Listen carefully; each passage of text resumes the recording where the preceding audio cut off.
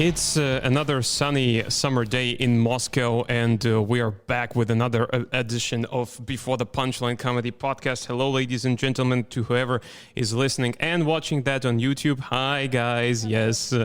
I know that you love Abed. Well, I mean, you're tired of him, probably. Well, he's actually sitting here in the corner, in the corner, jerking off, angrily. He's just like the third guy in every Pornhub video. But still, welcome to Before the Punchline Comedy Podcast. We're back with another episode, and this time around, I finally have a different guest other than Abed. It's been a long time coming, but still, she is only the second lady to be present at this podcast. She has been performing on stage for a little more than a year, if I'm not mistaken. Yeah, right. Both Russian and English. She is, ironically, just like yours truly, also an English teacher. So expect a lot of nerdy stuff, I guess. Hope not, yeah. Yeah, well, we'll see how it goes. Yeah, and her name is Yulia Arnautova. Yeah. Welcome to the show. Thank you. Well, I really wanted you to be the guest at the show because you have, I think, a very interesting and boobs. Yeah, very interesting boobs. Yeah. And Abed is helping me out. He says that you also perform in Spanish, which we are gonna talk about. Yeah, thank you, Abed. Yeah.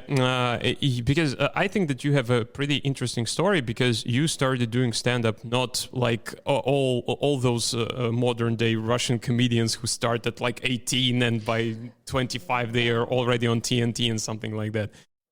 I don't like you speaking like that. Yeah, just reminding me like, you're already 32, no longer somewhere. Yeah, you're a failure. Not yet on TNT. Not yet on TNT. I mean, but you auditioned. You tried the audition. Yeah. And it was so, recently it was so funny when I saw my son and there was a friend of his with him. And my son said like, my mom is going to stand up to perform. And the guy was like, oh, really? You're doing stand up? Where can I see you? What channel? and I'm like a little motherfucker, but maybe somewhere. Yeah, like I started at the age of 30. Probably it was a kind of crisis or something, but actually it was linked with another thing, not the age. I wanted to do that when I was 25, I guess, in those Jim and Jack times. Mm. Yeah, like when I saw Abed and Igor and all the guys that were interviewed here, and I was looking and I was thinking like, yeah, that's so cool. I think I can do something like that. I have something to tell about, but I was so fucking scared. I was like afraid that I would not look perfect, maybe, or I would make some mistake, or something would go wrong. And I was just silently, watching, clapping, like enjoying it, but I didn't have the courage to go onto the stage. And then I had some abusive boyfriend. And after that relationship, I realized that, oh, come on, I'm not perfect. I know he has told me several times, but now it's okay. So now I can go to the stage. I can say some bullshit, even if I screw it up. It's okay because it's not the first fuck up in my life after all. And after that, it took some time. I started writing, and yet I was scared to tell my friends about that. And once we got together to play Cash Flow. That's how intelligent we are with my friends. And I have no idea what the fuck she's talking about. What the fuck it's about cash flow is. But it's my only investment I do. Yeah, just playing cash flow, with random people. And they suggested going somewhere after, and I was like, guys, I can't. And they were, why? Because I'm going to stand up. And they were like, who's stand up? Mine. And they were like, what? They just forced me to say that. I wanted to keep it secret, but I actually failed, and they went with me, so it was okay, actually. Were you just, at the beginning, you were just pretty embarrassed that you might not do well, and that you didn't want your friends to see that? Yeah, and even now, actually, it's better to perform. Now it's okay, but it's better to perform sometimes. But, I have some friends who are super skeptical, and who are like, now I'm going to tell you all the fuck-ups you did. And I'm like, Thank you so much. So some of them are really like make me nervous. Some of them are relaxed. I know Like that. Abed, yeah. You just described Abed. Abed is your close friend, so that's why I'm okay with his criticism. But I have several Abeds of mine, who are, I think they're just writing like, yeah, you did wrong here, you said wrong here, and here you mispronounced the word. And it's so It's the same. Like this asshole is the same way. Yeah. Why do you do that? Yesterday, I cracked a joke. So I was wearing, like a squared hoodie. Well, you saw that, yeah? Which looked like a chessboard. And I go You on love stage. chess, yeah. I go on stage and I crack a joke about this. And in the punchline, I said, "Oh, you definitely love playing chess." And he was like, "You pronounced it as chess. It's chess. That's not why even people your didn't native understand language." it." Well, to give him credit, he speaks better than me, so Yeah, he's good. he speaks English way better than me. We're gonna give him the microphone the next time around, just for him to. It would be a cool idea actually to have maybe 3 people because Abed can contribute too. Yeah, Not but just criticism, I hope. he would be the voice from behind the camera, like Yeah, the god. Oh, sorry. He's from Allah. Jordan, the Allah. Yeah. He would be the Allah. Yeah. And I think that jihadi are gonna want to kill me after this episode, but okay, never mind. We're in Russia. You are too good a friend, so it's gonna be okay. So Avid's gonna make sure that nobody happens to He will judge. Kill, not kill. yeah. Okay. And like you mentioned that you decided to do that for the first time after basically an abusive relationship ended. Yeah. Which is freaking interesting because I had a kind of a similar story, but mine was not abusive.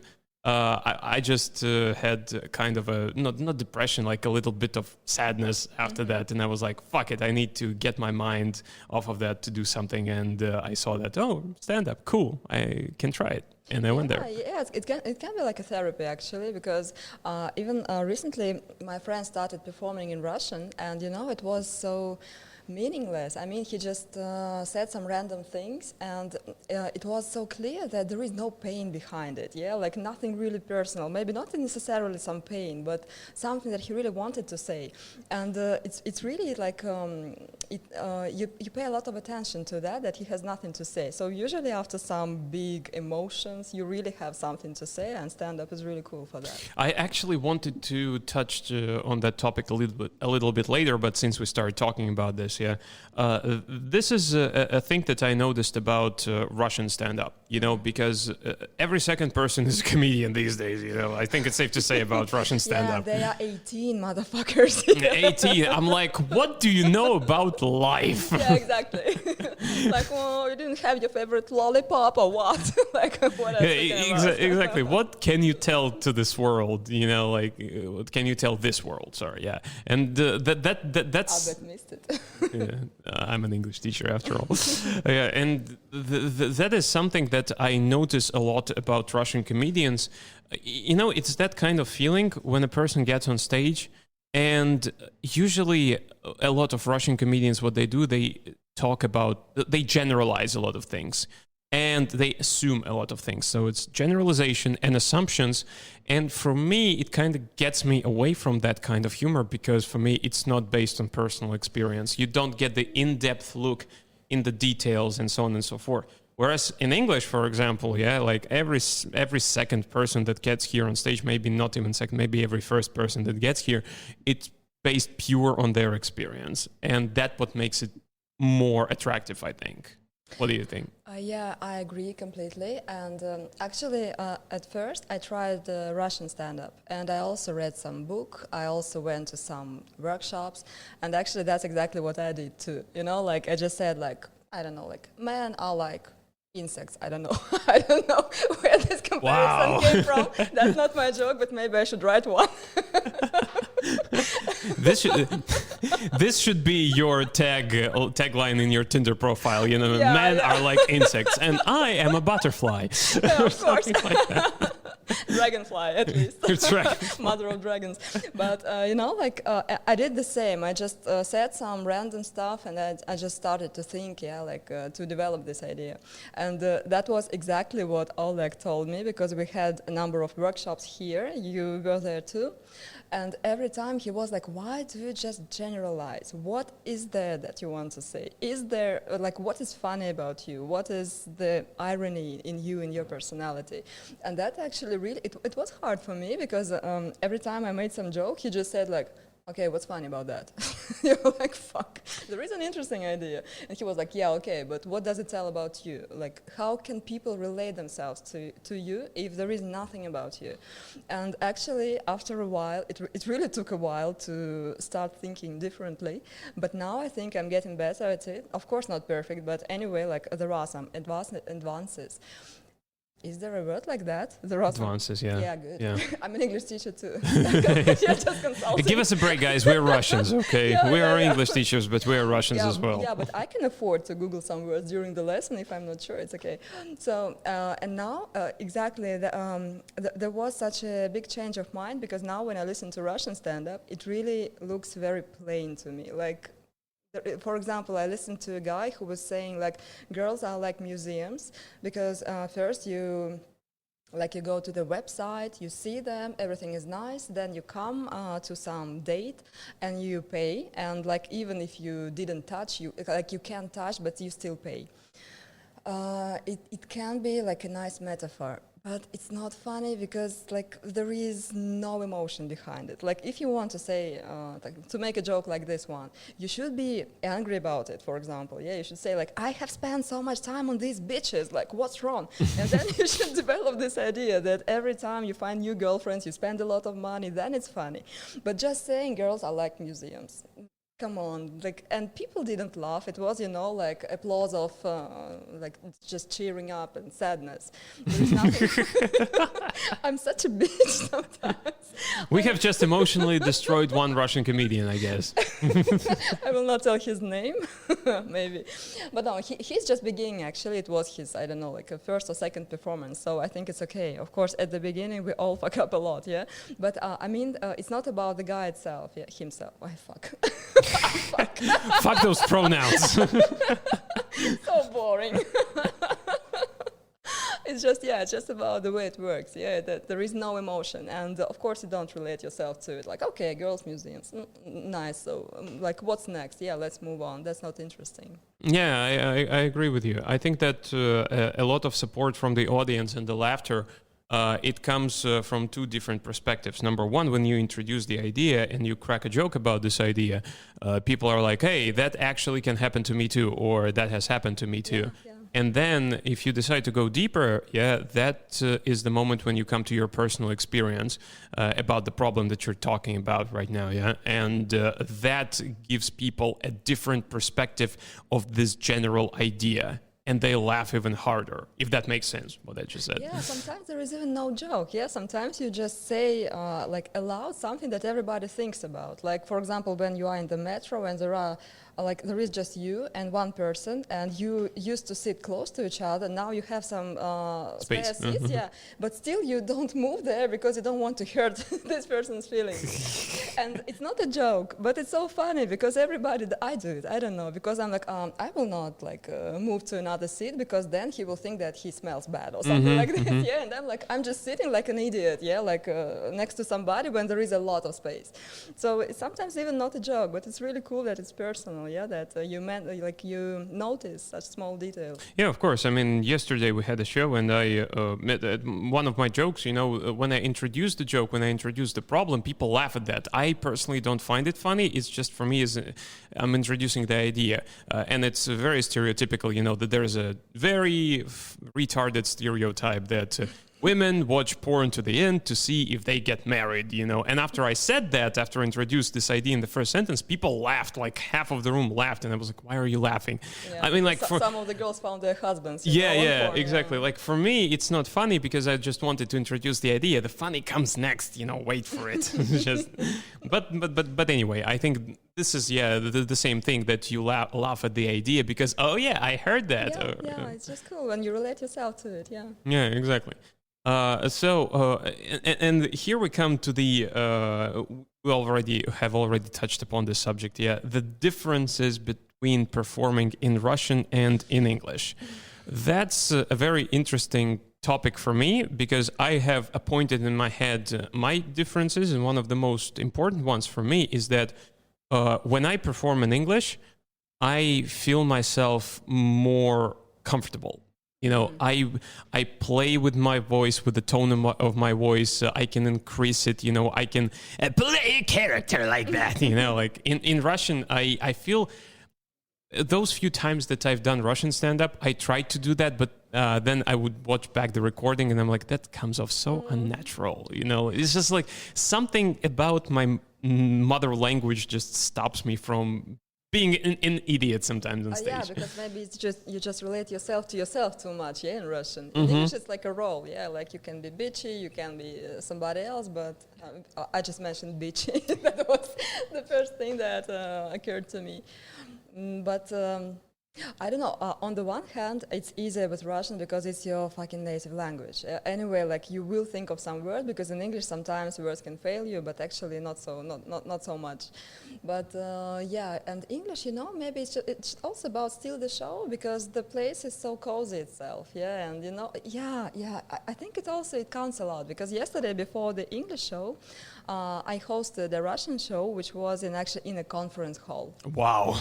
That was it like a stand-up for Единая Россия or what? But you know, almost, because it was the venue was by Moscow mayor. You know, it was owned by the Moscow mayor. So it was there are kind of restrictions like you shouldn't talk about politics too much. You shouldn't talk about sex too much. The jokes shouldn't be too dirty. And actually, I tried. So be very bland, yeah, basically. Yeah. You should really speak about flowers and kids, and I don't know.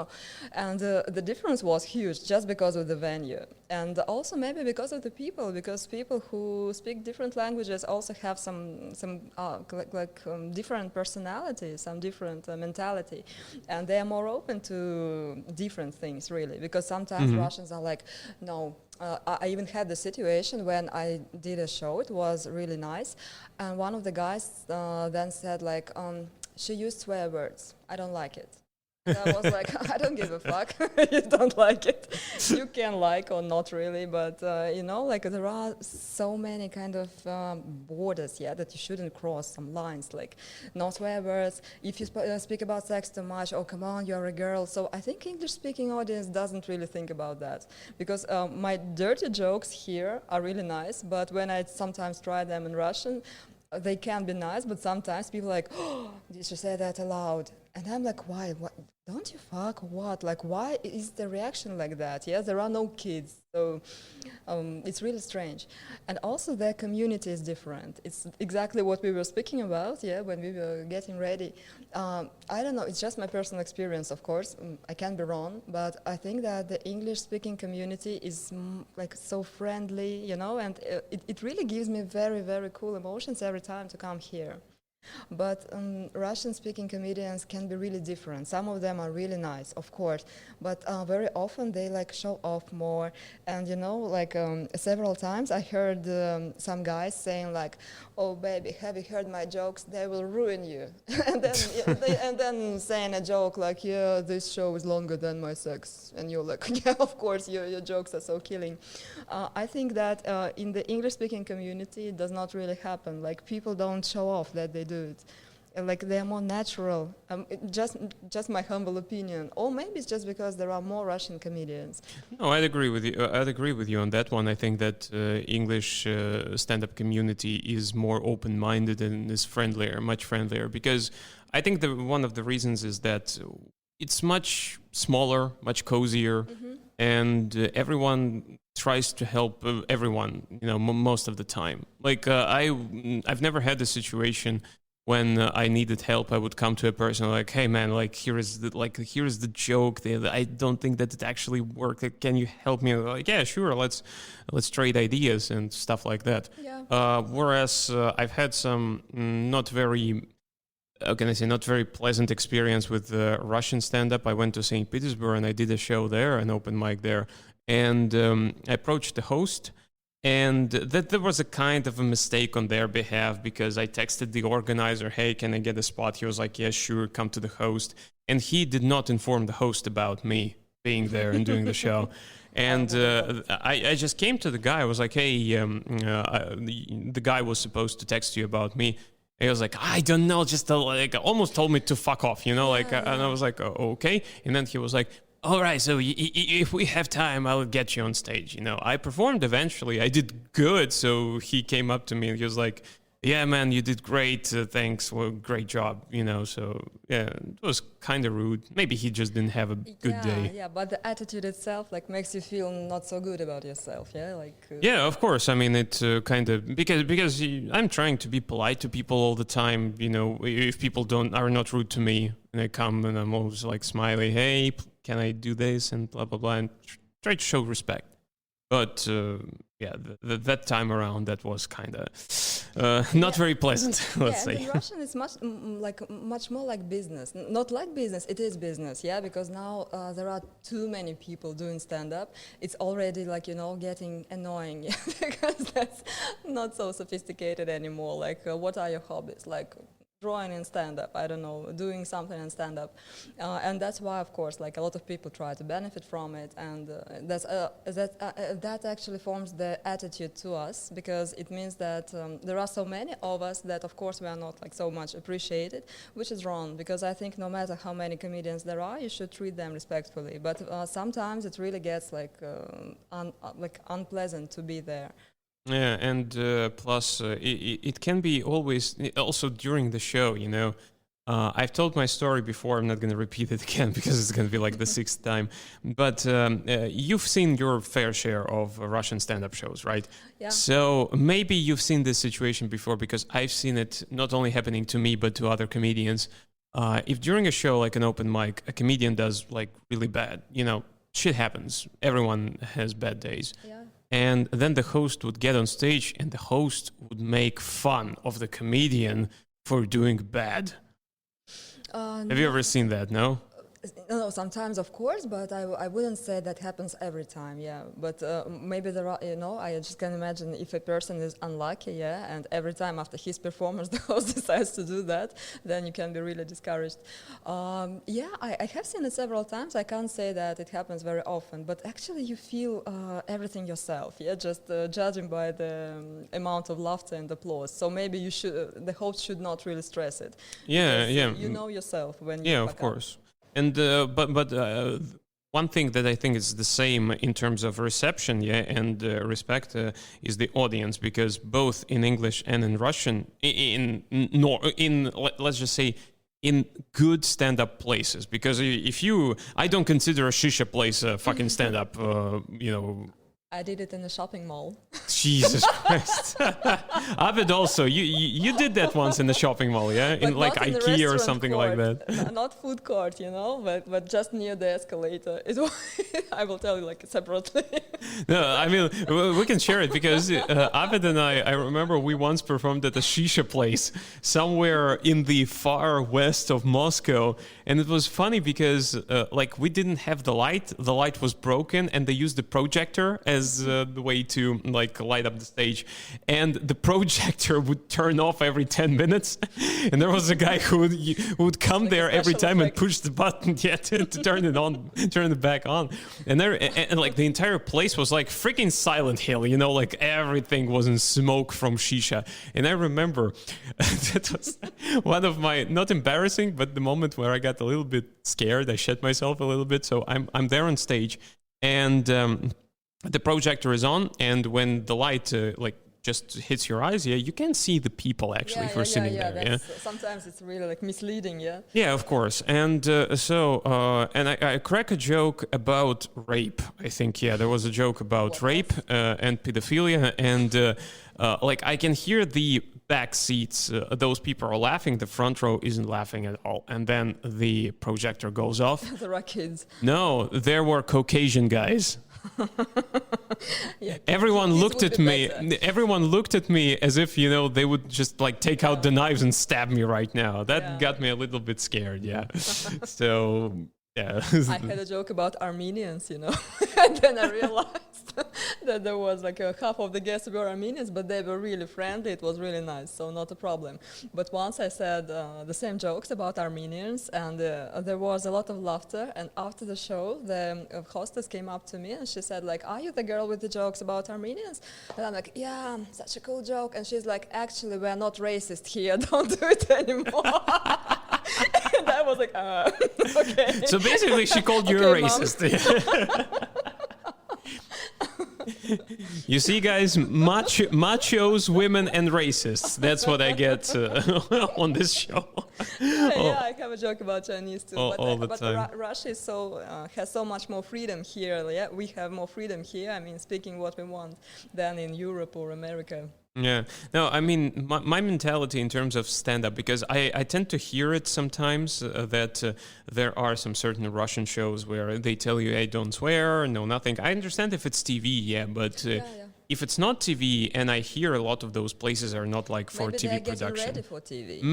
Maybe, yeah, but there is like, hey, don't joke about this, don't swear a lot. And for me, you know, it's just so freaking mind-blowing because you have America, you have HBO channel where they show like which produced every single George Carlin special where he swears like every 2 minutes and stuff like that.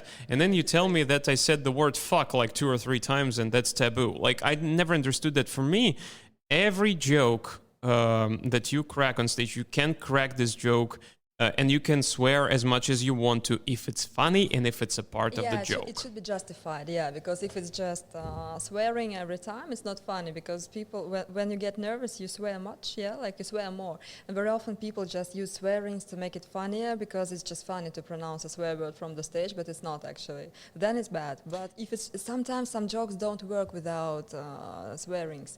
Yeah, I mean, it adds to the emotional effect of the punchline. Yeah, sometimes there. Have you ever seen an audience at a stand-up show getting, you know, like tense and uncomfortable when a comedian would swear too much or something like that? They didn't say it loud, but I had a situation with myself, yeah, when a guy came up and said, like, you swear, like, you used to swear a lot, so, like, not cool.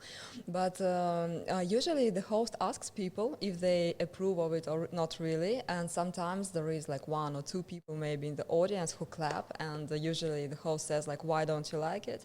And they usually the answers are so stupid. Actually, there is no reason for not liking swear words actually. Yeah, exactly. These are just words. Of course, I understand. I don't like it myself when there is just too much, but I can't think of any possible reason that would be really logical, you know, and justified. Like, I don't like swearings because what? Because your mom told you they are bad words, or because what? Or because girls shouldn't swear. Who said that bullshit? I don't know. Actually, it's really it's not like everyone swears. I mean, and especially in Russian, swearings, yeah, they play such a huge role in the history of the language. I mean, like, let's remember Mayakovsky. I don't know, yeah, like Yesenin, Pushkin. Yeah, Yesenin, Pushkin, all of them. Yes. Like, if you go away from those poems that were printed in school literature books, yeah, and you check out the actual censored, so to speak, yeah. That only the people were reading in the streets, like those are full of swearings, you know, like that's because they're just emotional. These are people. People swear. You can't escape that. Full stop. Yeah. Yeah, exactly. That's just my new tattoo. These are people. People swear. Yes.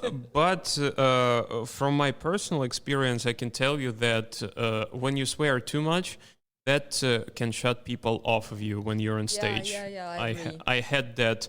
Actually, right now, I'm trying to swear as little as possible. I only edit when I'm, you know, when I need more emotions in my joke. Yeah, I would add swearings. But in other situations, I prefer not to use them. And I had that problem, you know, at some point about 2 years ago. And Abed actually was the one who came up to me. He was like, dude, you're... Of course, who else? Yeah. No doubt here. And he was like, dude, why do you say fuck so much? You know, like, it's unjustified. You don't need it here, you know? Like, yeah. Like, what the fuck are you doing? You don't need to fuck anymore. Exactly. What's wrong with you? But even recently, I've seen that example. We had an open mic this past Tuesday, And there was a guy who got on stage, and he's from America, yeah, and he was cracking jokes about Russian people, you know, like and the vaccine and everything like that. And he called the audience motherfuckers about 4 or 5 times. Now, the first time that was okay because... He should be really charming to do that. Yeah, exactly. The first time it was okay because it was kind of tied into a joke, yeah. But then, after some joke, he was like, "So you motherfuckers better do this and that," and things got tense. You could feel the tension in the room. Like I'm standing right next to the stage, and I'm like, "Okay,"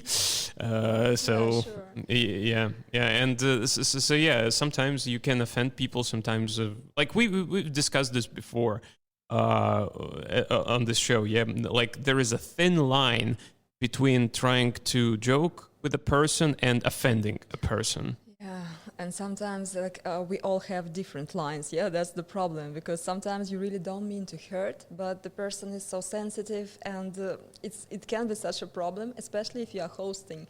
Because I had a very demonstrative situation when Igor was hosting. And my friend and her boyfriend were in the front row, but they are both very, very timid. They don't like to be in the center of attention. They were like this, you know.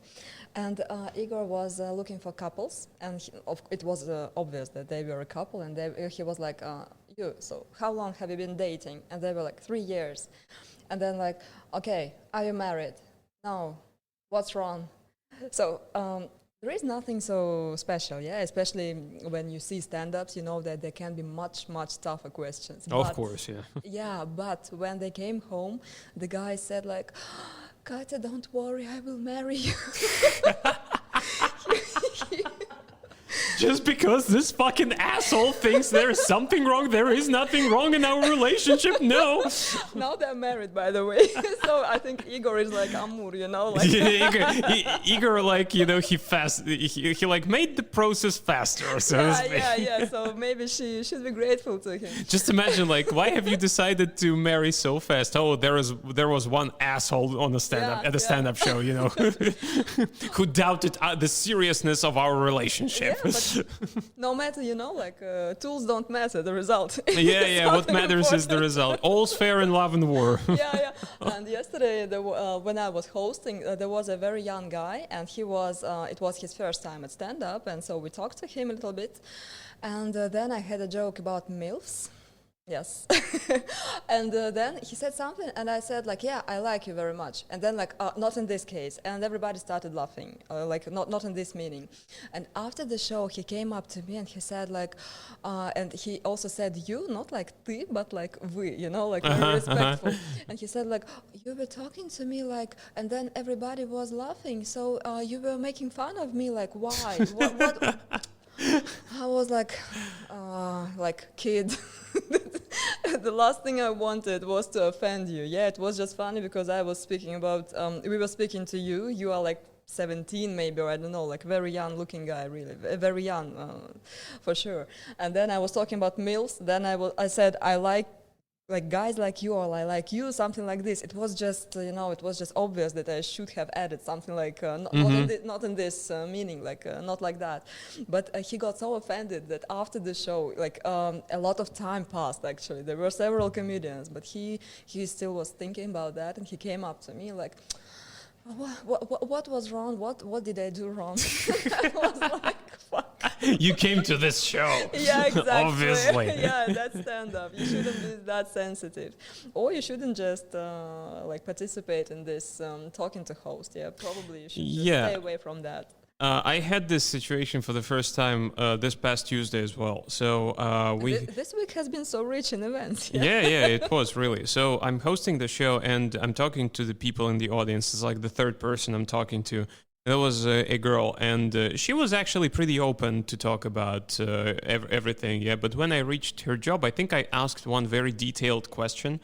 And she was like, I'm not gonna talk to you anymore. But she said it in a playful way, but I heard something, some tone in her voice and I was like, okay, so I should say something. Yeah, and I was like, okay, then I'll send the survey to your, to your working email, okay?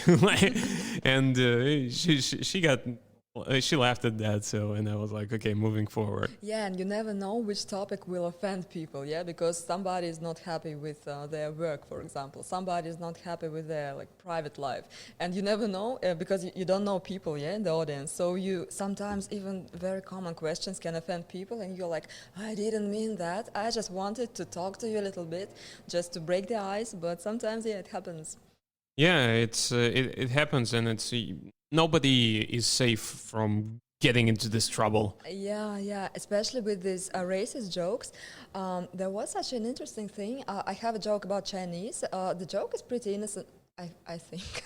Because I think. You see, the key phrase here is "I think." in my head, the joke is pretty innocent. It's about you have heard it about my son, yeah. That when he was 7 months old, I was like, "Why don't you get a job?" So I tried to bring him to a factory, but they were not interested apparently because he's not Chinese. Yeah, I remember that. Yeah, and there was a girl who lived in England for a while, and of course they have a completely different idea of what can be said and what can't be said, yeah? And she was like, you can't say that. You can say he's too white, like you can make fun of white people, but you can't pronounce Chinese, like that's so offensive. And I'm like, for me, like it doesn't seem so offensive to me. So maybe because I had, there is... Yeah, we are being interrupted by the live music thing. Yeah, that's not bad. Yeah, that's not bad. Yeah, yeah, guys, this is what happens when you share the venue with a concert and stuff like that. It's okay. It's okay. Don't worry. There are two concerts actually, which is really amazing on Saturday at 5 o'clock. Yeah, which seems to be very early. And so yeah, for her, she said like it's completely unacceptable just pronouncing the Chinese. From the stage, it should be, I don't know, I think it should be accompanied with great Chinese, or marvelous Chinese, or I love Chinese. The respected Chinese nation, or something like that. Yeah, you can just say he's too white for that. But that's not so funny, because maybe that's not so understandable. But for us, it's really okay. But you never know, like people can be different, and I understand that in Russia, we really can make a lot of jokes. But if you look at it, you know, I think that all jokes can be offensive, because then I have a big piece of jokes, is it really okay to say so, about my son, yeah, that I didn't want to have him because I was very young when he was born. So like there is a whole story about that, and I'm sure that it can be offensive to a lot of mothers, you know, like mothers who are crazy about their kids, and when they hear something like, little by little I learned to love my baby. So for them it can be offensive too. It's so sorry, you're just giving me flashbacks, because I have an entire bit about how my wife had a tumor and how then I joke about, oh, it's a pity that the bitch didn't die, you know, like exactly. Something like that. My wife, by the way, she loves this joke, but I can understand why some people might find it offensive. And you know what? It's like there is a rule. It's a very thin line here, yeah? That there are some topics that you can't joke about if you are not a part of this problem. Like, for example, you can't joke too much and too offensive about gay people if you're not gay. Yeah. You know, the same goes with for the people of color. And so in my head, I'm like, if I ever get cancer... Gay of color, yeah? Yeah, gay of color. Most dangerous topic. You better not mess around. But in my head, I'm like, if I ever have cancer, you know, the moment I find out that I have cancer, I will joke the fuck out of this, you know. I will joke the fuck out of this topic. I don't give a shit. Don't be too self-confident about that, because, you know, karma has some sense of humor. I know, Every time you say, I know. Yeah, I can, you know. When it happens, sometimes it's not so funny. I made a lot of jokes about pregnant women. Yeah, and then you got pregnant, yeah. Yeah. Not so cool it was. Not so funny at all. Yeah. Well, one of the things actually, like before, before my wife gave birth to our daughter, we kind of made a deal, because she asked me to be present during the birth process. Yeah? And I was like, yeah, sure, I didn't have anything against it. But then COVID happened, and they did not allow me to be there. And then I asked her, I was like, why do you need me there? Yeah, like just a question, like, why do you need me there? And she told me, like, honestly, just when the pain will be so excruciating that I can't hold it anymore, you know, I want to grab your hand, I want to break it and then scream in your face that it's all your fault. That's the only reason I need you there. Yeah, and I'm like, okay, sure, no problem. that was the right decision to marry her. Exactly. But very often men come like to the hospital with their wives and then they faint actually because they first think that they are so courageous and they can be present, and then when it really starts they're like, poof, you know, like so sometimes it can be interesting too because we overestimate ourselves a lot usually. We do, definitely we do. Speaking of which, this is since we started talking about genders, women in stand-up. There is there can be a lot of discussions regarding this topic, and of course there are a lot of stereotypes that women usually joke about the same stuff, how much of a slut I am, how I jump from one dick to another, and that's that kind of stuff. There is this stereotype which these is are lucky women. Yeah, these are who jump from one dick to another. Yeah, what the fuck is wrong with you? Where are these women? You know, how do they do that? Yeah. Give me a couple of numbers. I need a workshop. Yeah. Maybe I should start going to other workshops, not stand-up. Exactly. How to be a slut, a real slut. It's like, you know, people assume a lot of stuff. Like, for example, some of my friends assume that I'm very popular with women because I do stand-up. I'm like, have you ever heard what I joke about? Like, people always think... Wife, daughter, yeah. And even before that, even before I got married, you know, like my material, after you listen to this and you realize that this is based on my personal experience, like, no, fuck this guy, you know, fuck him and his problems. Like, I want nothing to do with that. Like, this is the thing. And it's the same thing. Like, for example, at university, I was studying on pedagogical faculty. It was interesting, actually, because usually there are girls. Yeah, and there were a lot of girls. Like, we had 100 people on the course, 7 guys, 93 girls. Yeah, exactly the same, And I was in a group. I was the only guy, like 12 girls, and I'm the only guy. And my friends were like, oh, you must be lucky there. Like, how do you think it works? They assume that just because I come to study at pedagogical university, I'm the only guy in the room, the vaginas are just pouring on me, you know, like from everywhere. And like, it's curious, but your wife is not from university, right? Yeah, exactly. So the system fails already. Fuck my university mates, you know, like really, when people are, my wife actually, she's bisexual, and she used to date a girl. And from your university, that's how you met her. That would be nice, actually. No, that would have been a perfect material for stand-up. Yeah, I agree. But no, and I was like, so how was it? She was like, I would never want to date a woman again, because there was. She says that living with a woman, sharing like the household with a woman, it's fucking crazy. It's insane. And it's this stuff. And so here is the reality, guys and girls, for those of you who are listening. Yeah? If you think that it's so great to study with like 12 women in the same group when you're the only guy, here's how it really is. And women are different, by the way. Yeah, women are different, of course. But here's the way it is. A simple story. It was the 4th course, the intermission in between the classes. I'm sitting in the room, in the classroom, and the 2 girls are discussing something. And at one point, one of them goes like, hey, do you remember, like, this guy I told you about?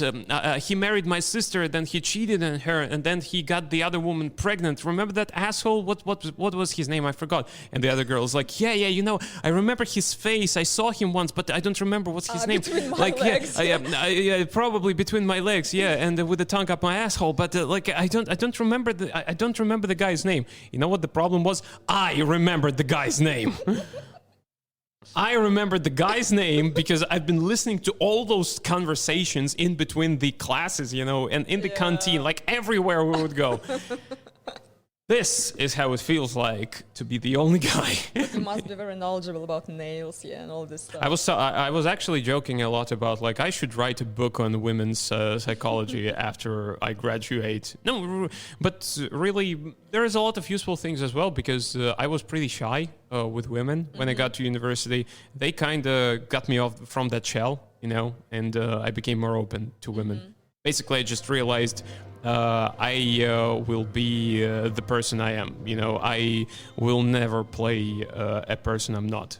Because that's how guys usually want to do. Like, I want this girl to like me. That's why I'm gonna be this and that. And I'm like, fuck that. We all do it. Yeah, exactly. And when you say fuck that, that's the time to go to stand up actually, because sometimes like first you are so like I don't know so self-centered and you think that everybody judges you, evaluates you. That's not so true at all. Yeah. So, but it's good to know because it makes your life easier too. Exactly, yeah. So anyway, back to women and stand-up. Yeah, the topic that we... That's exactly how women and stand-up work. Yeah. Like, what did you want to speak about? No, we will speak about something completely different. Have you ever noticed any of the so-called stereotypes about women and stand-up while you have been performing for 2 years, basically? I think I started at the wrong time because it was so funny because when I started doing that, before that I hadn't watched stand-up so much. So I just knew Yulia Arnautova. And everyone knows. Yeah, I guess. I used to think that she was the only one in stand-up, and I thought that I would be the discovery of the year. I would be the miracle. I would be another Yulia, by the way. So, and when I actually started doing that, I was really shocked because there are so many women, and sometimes in shows, I mean not female shows, but just in general shows, there are more girls than boys. So that's why I think now it's not really noticeable. Now, like, there are just so many girls that people have got used to it and they really don't judge you by your gender. But probably before it was like that, but now I don't really notice. And I'm I'm a little bit like speak like a man sometimes. Even in Russian I can be like tough and something. So I don't think that I think I'm like guys actually, because there are some women in stand-up who are so girly, like wearing skirts, and they're like like little flowers. That's not about me at all. That's why maybe I have never felt anything like that. And I wouldn't like, because that would be, I don't know, that's not about stand-up. Yeah, exactly, yeah. Different. My wife, she would also usually prefer to hang around a group of guys. Like, for example, exactly. One of my friends is getting married, and his future wife, the bride, she invited my wife for the girl bachelor party. Yeah. Okay, though. And when my wife and I told her, hey, you're gonna be there, so we're also gonna have bachelor, and she was like, can I come with you, please? Yeah. Because I was my ex-husband was from a village in Moldova. That's a cool story. And that's it. Yeah. Yes. End of interview. That's all you need to know. Yeah. And in that village, his mom was from there. Such a complicated story, actually. But once we were at a wedding, and there they really have this tradition that boys and girls, like women and men, are separated from each other. So guess where I was? Of course, there was no fucking chance for me to be with girls, especially with the girls I didn't know, especially with the girls from the village from Moldova, that we didn't have much to talk about. Maybe if only some of them had slept with my husband, then we would have had something in common. But I didn't want to find out, So of course, I was with the guys all the time, and I didn't even think for a second like where I wanted to be, and it wasn't optional. I said to my ex-husband that I would go there if only I am away from girls. Actually, I get on very well with girls, but I mean when there are so many of them and just them, and when you don't choose the girls, but there are just random girls, and for me it's really it's not enjoyable at all, because I once I have a friend, a female friend, and we were together in a shisha bar. You were not performing there. And she said, like, thank God. Yeah, like my girls will come. Like, don't you mind? I was like, yeah, sure, okay. Let them come here. And they were speaking about the way they hang clothes in the wardrobe. And I was like, are you really interested? Really? Do you really need to share this information? Like everything should be on the separate hanger. Like, can I have some more Aperol, please? Because that was completely impossible. So this kind of talk, of course, is really stupid. But I have a lot of female friends who are really so cool, and we speak about different things, and that's not about this kind of topics. But yeah, a lot of girls can be dangerous. Yeah, that's true. Just like a lot of guys, actually. Yeah. Sometimes you really do interesting things too. Yeah, like No, there should be some balance. I have two friends. I mean, we've grown together, yeah. And one of them, he is still in that mode. Like he listens to fucking rap music, like very typical rap music, stereotypical in a very bad way. He smokes. There is no bad rap music. Oh yeah. He smokes hash, and that stuff. So. And the way that he talks is just fucking,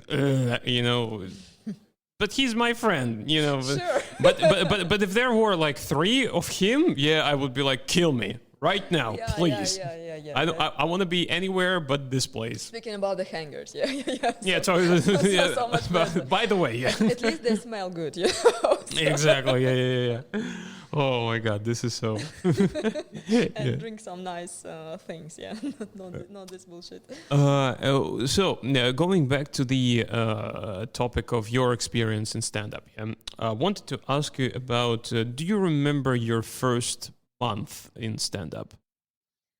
Yeah, actually, it's so different, yeah. The beginning, then when you're progressing every time, because the first month I had a real shock when I started coming to some events, like it was the events of Mukhtarov.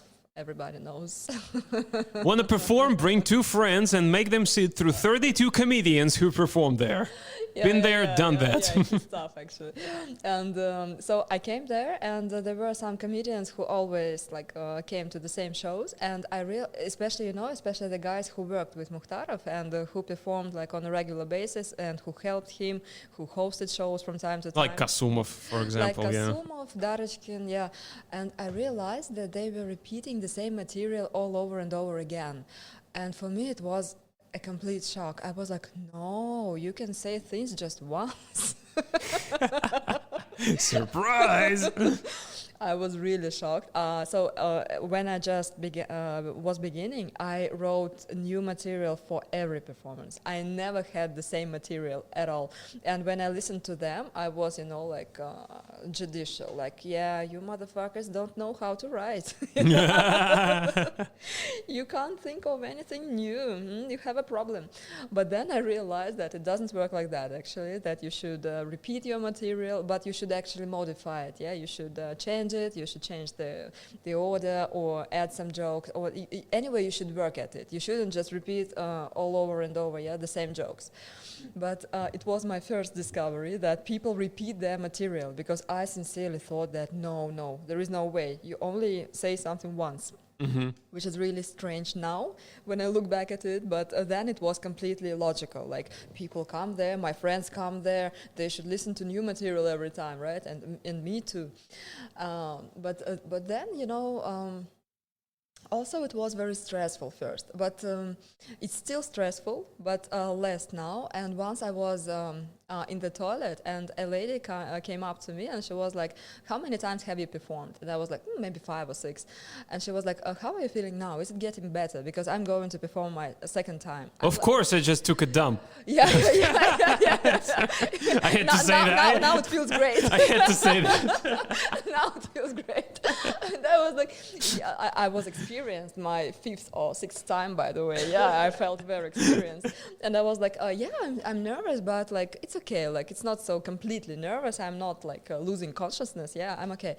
And she was like, it's my second time, I'm feeling nervous. And I, as an experienced comedian, I was comforting her, like, oh, baby, come on, it's going to be okay, of course, you're just beginning, not like me. And she said, no, and I said, it's okay to be nervous. And she said, no, but the first time I went onto the stage, after that, I called the ambulance. I've just realized, if you take out the context that this is a conversation about stand-up show, it can be. It really reminds you about your sex life, Yeah, it can be different. I felt so nervous, and then after that, I called an ambulance. But I think this level of stress is actually not desirable, because if you are that nervous, so maybe that's not the right thing to do, or maybe you should get ready more. I don't know, but I wouldn't like to have a hobby after which every time You have to call an ambulance. yes, I think that's a little bit too much. A little bit too much, you know. Where's my adrenaline? Yes. Yeah. But it's getting better, of course. But I'm still learning, so I can't say, like it's not like then and now, because I understand that I'm just in the middle of this process. Though every time I think of something new, every time I understand like I made some mistakes, so still like this. But you get more philosophical. Oleg would kill me for that because I think philosophically. And now I think failures are like you feel better with failures. I don't mean it's good when you fail, but you understand that sometimes even the same material works differently on different people. And now it's not like every time there is some silence, you don't think every time that, oh, I'm shit, yeah? Because you understand that yesterday it worked actually. So maybe I just said it differently, or maybe there are different people. Maybe for them it's just not their material. But now I'm calmer, kind of. But it's generally, in life I become calmer and calmer. I just want to... The older I get, the calmer I become. Yes, I just wonder what I will be like when I'm 40 or 50. And I will be like Yoda, probably. Yeah, Master Yoda. Yeah. But now it's really better, because the beginning is always so difficult in anything you do. And that actually sparks my next question. Why ask you about the first month? Because I've noticed that usually when a person tries to do stand-up, the first month is the deciding one. Like, I'm sorry to interrupt you. During the first month, I went to a hairdresser every time before the show. Now you just don't give a shit. Yeah. No, look at it. No, really. Have to look fancy. Yeah. Now it's so fucking... I have to look like a royal family member when I joke about dicks and vaginas, you see. I was so concerned about my hair. It was straight. But you understand, yeah. Yeah, I do get it. Yeah, of course, I understand that. I'm sorry I interrupted you. No, it's okay. It was a nice addition, actually. Yeah, still. Yeah, that's hard. What can a man do like that? I don't know. It's impossible. Yeah, just a girl can do such bullshit. I did that mistake, actually. Made that mistake once. So we had just like now, yeah. Kind of like that. No, I mean in terms of how I look like, yeah, because we had a big show about 2 years ago with like 250 people, and I was thinking like, oh, I should dress up for that. So I put on a black shirt, I had white trousers. I looked like a guy who parks your car, Yeah. And then I was kind of, that's not me, like, fuck the dressing up shit. I don't have to dress up. You should be comfortable. Yeah, it should be me on stage, Some people are very comfortable in white pants, yeah, it's okay for them. But if for you it's not okay, you'd better not do that. And actually, it's not about looking good. No matter how you look, your jokes should be funny, yeah? For me, I don't feel comfortable when I look bad. I mean, for example, I can't come to a show when my hair is not clean. A little bit not clean is okay. A little bit not clean. But completely dirty is bad. No, I usually prefer not to come to the shows when there is mud sticking out of my hair, birds are making nests there, I don't do that, yeah. Or when sometimes I gain some weight, of course I come to the shows. I don't gain much actually, but I realize that when I look the way I like, I really feel better. It's not about looking good, yeah, it's not about other people actually, but it's not about stand-up only.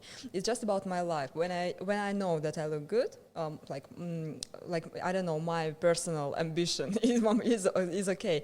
I really feel more confident, and it's the same when talking to people. It's the same on stand-up and so on.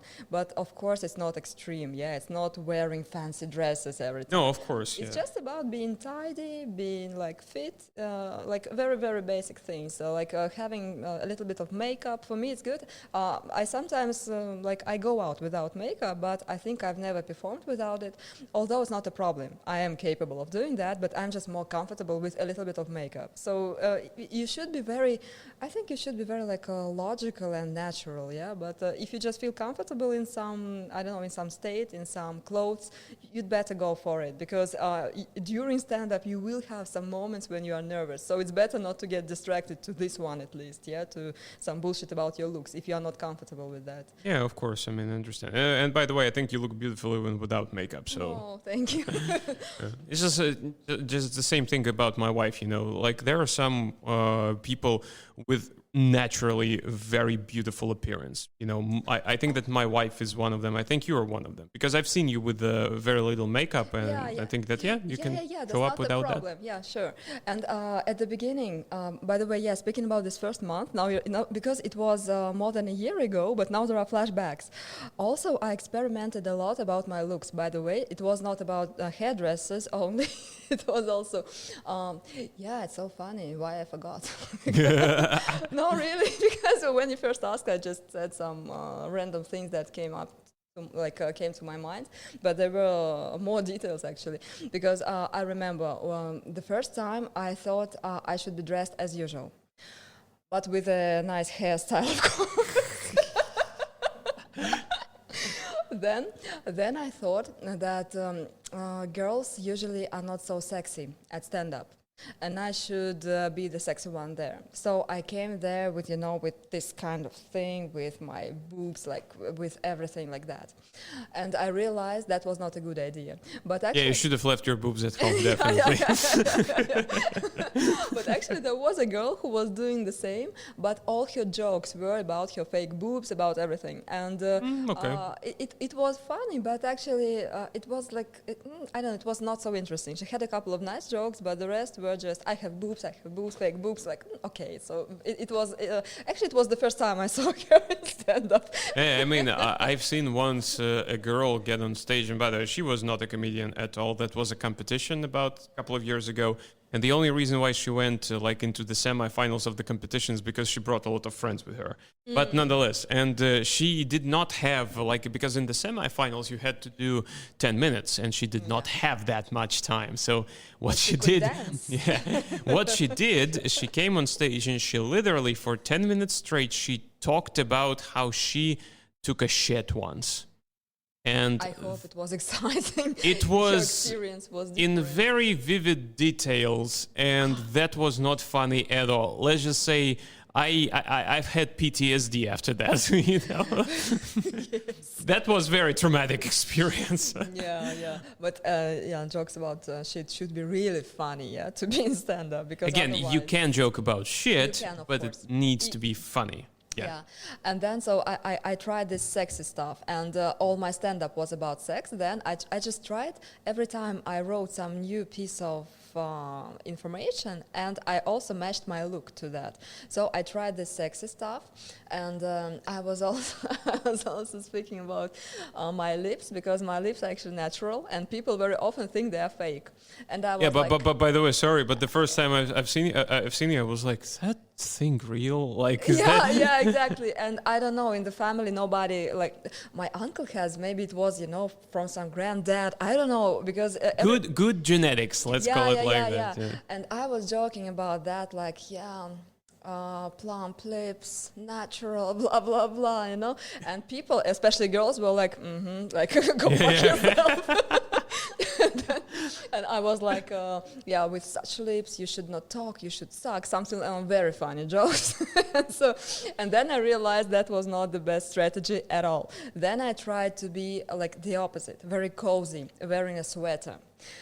But after a while of doing this shit, I realized that was completely wrong. That you shouldn't the looks should not be the central thing at all. You should just come to stand up wearing exactly what is comfortable for you. For me, Yeah, exactly. for me I the agree. most comfortable is something like a shirt, something that is not very tight because I can move. Then you really feel good. But that was funny. It's very funny to remember, Oh my god, hairstyle. this the same way. I have a problem. I hate wearing belts. Like belts on the pants, that's just the worst. Don't do it. But here's the problem. You see, here's the thing. I'm very tall. I'm about 192 centimeters. I think that's about I six know, I six foot spoke three. about my natural lips, and you are going to brag about being tall. Yeah, no. So Well, actually, I was thinking about talking about my naturally big dick, but yeah, a bunch of beautiful people here. You see, size 45. So yeah. draw your conclusions yourselves. It doesn't work. Actually.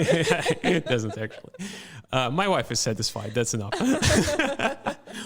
And my hand as well. And the ears. I also heard about the ears and this ankle. Yeah. Oh my God! Yeah, this is so this is so crazy. If your pinky is 5 centimeters long, that means that your penis is a meter long. What? Yeah. What?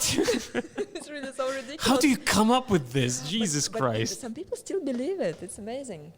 It is amazing. Yeah. But some people still believe in Jesus. Yeah. Yeah. I mean, yeah, there are a lot of those people. Yeah, idiots. We call them idiots usually. This is atheist podcast. Fuck off. Is there anybody religious among the comedians? I think nobody. Look, I don't know. If there are, good for them because they don't, shove it straight up your face. Yeah. Because usually there are a lot of jokes about religion. Actually. Look. I got approached once after this, after cracking a religious joke. So was a couple of years ago. In one of my jokes, I compared Bible to fake boobs. And so obvious. so obvious, yeah. And both gorgeous. No, actually, because it's real on the outside, but it's fake inside. Yeah. As the happy owner of fake boobs, I confirm. Exactly. And so, a woman came up to me after the show. She was like, that was pretty offensive. To which I said, too bad. That's your problem, not mine. No, you see, I come to realize that you can't please everyone with your jokes. You just can't. And you can't be offended if you really believe it, if it's so important. And so it actually, it will not matter what other people say. Of course, you see, this is the thing. I believe that you can joke about anything, like really about anything that you want to, but it has to be funny. Like, you can joke about shit, you can joke about rape, child pornography, your mom, I don't know, everything, but it has to be funny. If it's funny, no problem. But if it's not funny, there is a problem. There are just some topics which are very hard to make them funny, that's why you should be really professional to start doing them. I had this obsessive idea, and sometimes I think about that, like, this is how fucked up I really am, but still, the day after my dad passed away, actually the day after we buried him, I talked to Abed and I was like, I want to write a joke about my father's death.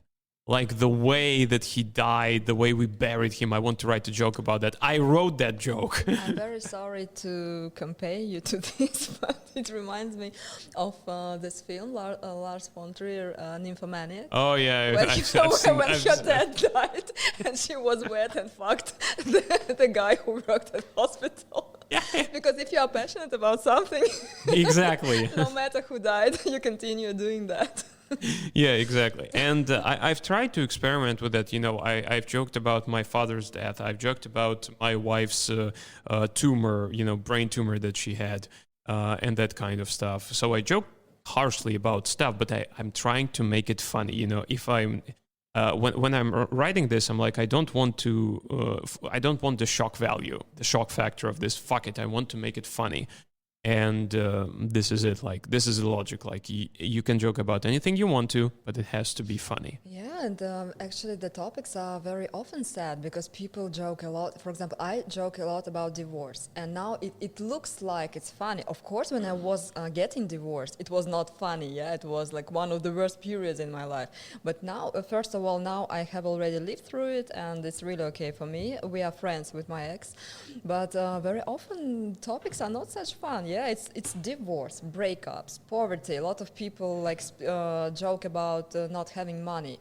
I don't know. So usually stand-up is not about really funny things, actually. Yeah, it's a very traumatic experience, which we just want to be, and it's very logical that we want to make it funny because it's one of the functions of our brains, one of these peculiarities of our brain. Whenever you are in a very shitty situation and you're just, you're exhausted, You make jokes, yeah. you start cracking jokes because that's or you the start only laughing hysterically, exactly yeah. that's the only way to keep your sanity. You need to make fun of it. That's the defense mechanism that our brain has.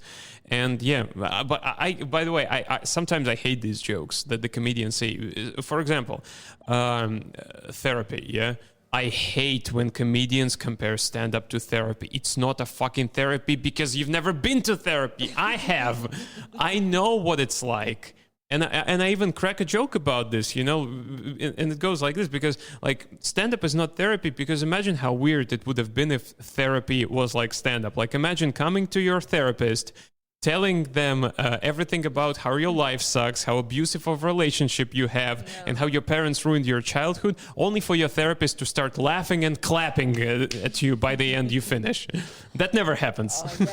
There would be a lot of therapists then. Yeah. There would be a lot of The job therapists. of your dreams. Yes. Exactly, yeah. But yes, sometimes it gets on my nerves, but not because... And it's a cliche. It's actually... It's assumptions. That's the problem. Like what we've talked about before. Yeah, it's just generalization. You've heard that this is what it's like. It's not like that. And very often about sex too, yeah. When we even talked to you about that when another comedian came onto the stage and he said like, "Whoa, I'm going to have 5 minutes. That's longer than my usual sex." Oh, geez, get out of here! Like that's. Yes. And people. For some reason, people think that this idea is so genius and really like they repeat it, and very often people think the same way. And actually, if you start doing stand-up and if you listen to people, from time to time, you understand how often they say the same shit. And it's also something that you should try you should try to avoid it. Yeah, exactly. And Abed and I, we discussed it, and he told me, dude, they're just rookies, they're just starting here. And he's right. But then again, guys, when you, I think that we can give this piece of advice to whoever thinks of, to whoever is thinking about, trying to do stand-up. Guys, don't go for simple jokes, okay? Because this idea about I get fired, this another thing, like this is my first time, this is my first time, and blah blah blah,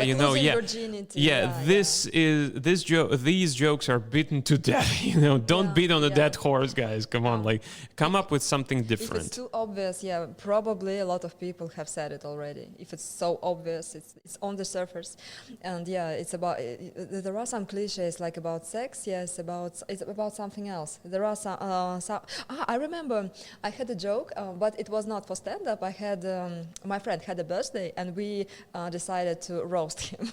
But actually, he asked us for it. It was not our actual incentive, and it was in last September, and I said like Nikita is not afraid of losing his taste because he has never had one.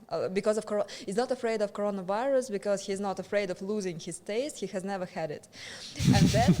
And then I realized when I came to stand up, I heard the same jokes multiple times from different people because it's so fucking obvious, like losing taste, and you're like, no, I'm already subscribed to Yana Rudkovskaya, for example. Yeah, it's the same thing. Like I was thinking of cracking kind of the same joke. I wanted to go with like I recently had a COVID scare. I started losing the sense of taste. I was listening to Justin Bieber, that kind of stuff. It's so cliched. You realize that people have already bitten that joke up so many And times. you're like, oh, that was my joke, and everybody is like, no, No, it wasn't. Fuck off. it was the universe's joke, because COVID It was the COVID joke. COVID was designed to make this joke. Exactly, not the only yeah. one. It was the COVID joke, so fuck off with you. Yeah. Yeah, and so here's the thing. Like the reason why I asked you about the first month is because there is something that I've noticed that the first month is the deciding factor. Like after the first month, usually it's the decision time whether you continue or whether you stop doing that. And I've seen a lot of people stop doing that, because they simply for one reason. There will be a moment, definitely within your first month, when you will fail miserably. You will bomb so hard the Al-Qaeda will be jealous of you. Actually, you will be lucky if this moment is just once. Yeah, exactly. Because very often it doesn't happen once. Yeah, exactly. So, and that's the thing, because not a lot of people can live through this failure, Sure. and they decide, fuck it. So, my question to you, why have you decided to continue after the first month? Because I had an abusive relationship before that. I was prepared. Was it like a Stockholm syndrome? I don't know what. No. I mean that in that, for me, I really can trace this mechanism a lot because first, before this relationship, I really wanted to do stand-up. I was eager to do that, but I was afraid that I was not good enough for that. I could look not so perfect, or I could say something wrong, and I was afraid of not being so really perfectly fit for that. Although I saw people and I realized that they were different, but I didn't want to be one of the people I didn't like. I wanted to be somebody who was gorgeous, but you can't be gorgeous from the beginning. There are some naturally funny people, of course, but they are exceptions. So let's just admit it. There are some people who are just naturally funny, who look funny, but that's not me. Usually when I enter a room, nobody starts laughing. Yeah, there is nothing so hilarious. But and then when I had this relationship,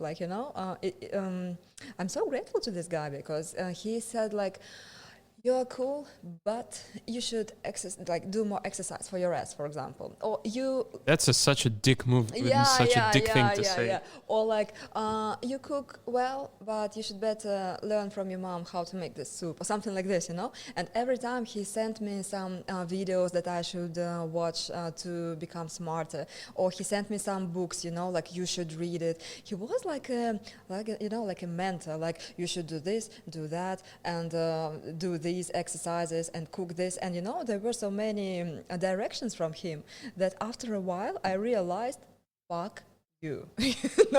I was like, no, nobody in this world will ever tell me what I should do. If I want to do that, if I want to change, I will, but for myself. And after that, I was so comfortable with accepting my imperfections. That's why, I think. And that's why what helped you stick around in stand-up, because you're like, well, yeah, I can fail, but I'll learn my lesson from that. Yes. Yeah. Because if you want to do stand-up, of course you should not be too, you can be sensitive about your failures, but it will really be very difficult for you. You should not be afraid to shit yourself in front of people. Yeah, because probably there will be cases like that. All the best comedians, not speaking about myself, even the best ones, sometimes have really bad shows. Oh, of course. I mean, you talk about, people have these assumptions again that they watch pro comedians let's say like a Louis C.K., like a Jimmy Carr, like a Christopher Titus, and they watch their specials. Yeah, they watch their specials, and in their heads it's like, oh, these guys are perfect. They never produce bad jokes. But in reality, those specials are being put together for like a year, maybe even more. And guess what?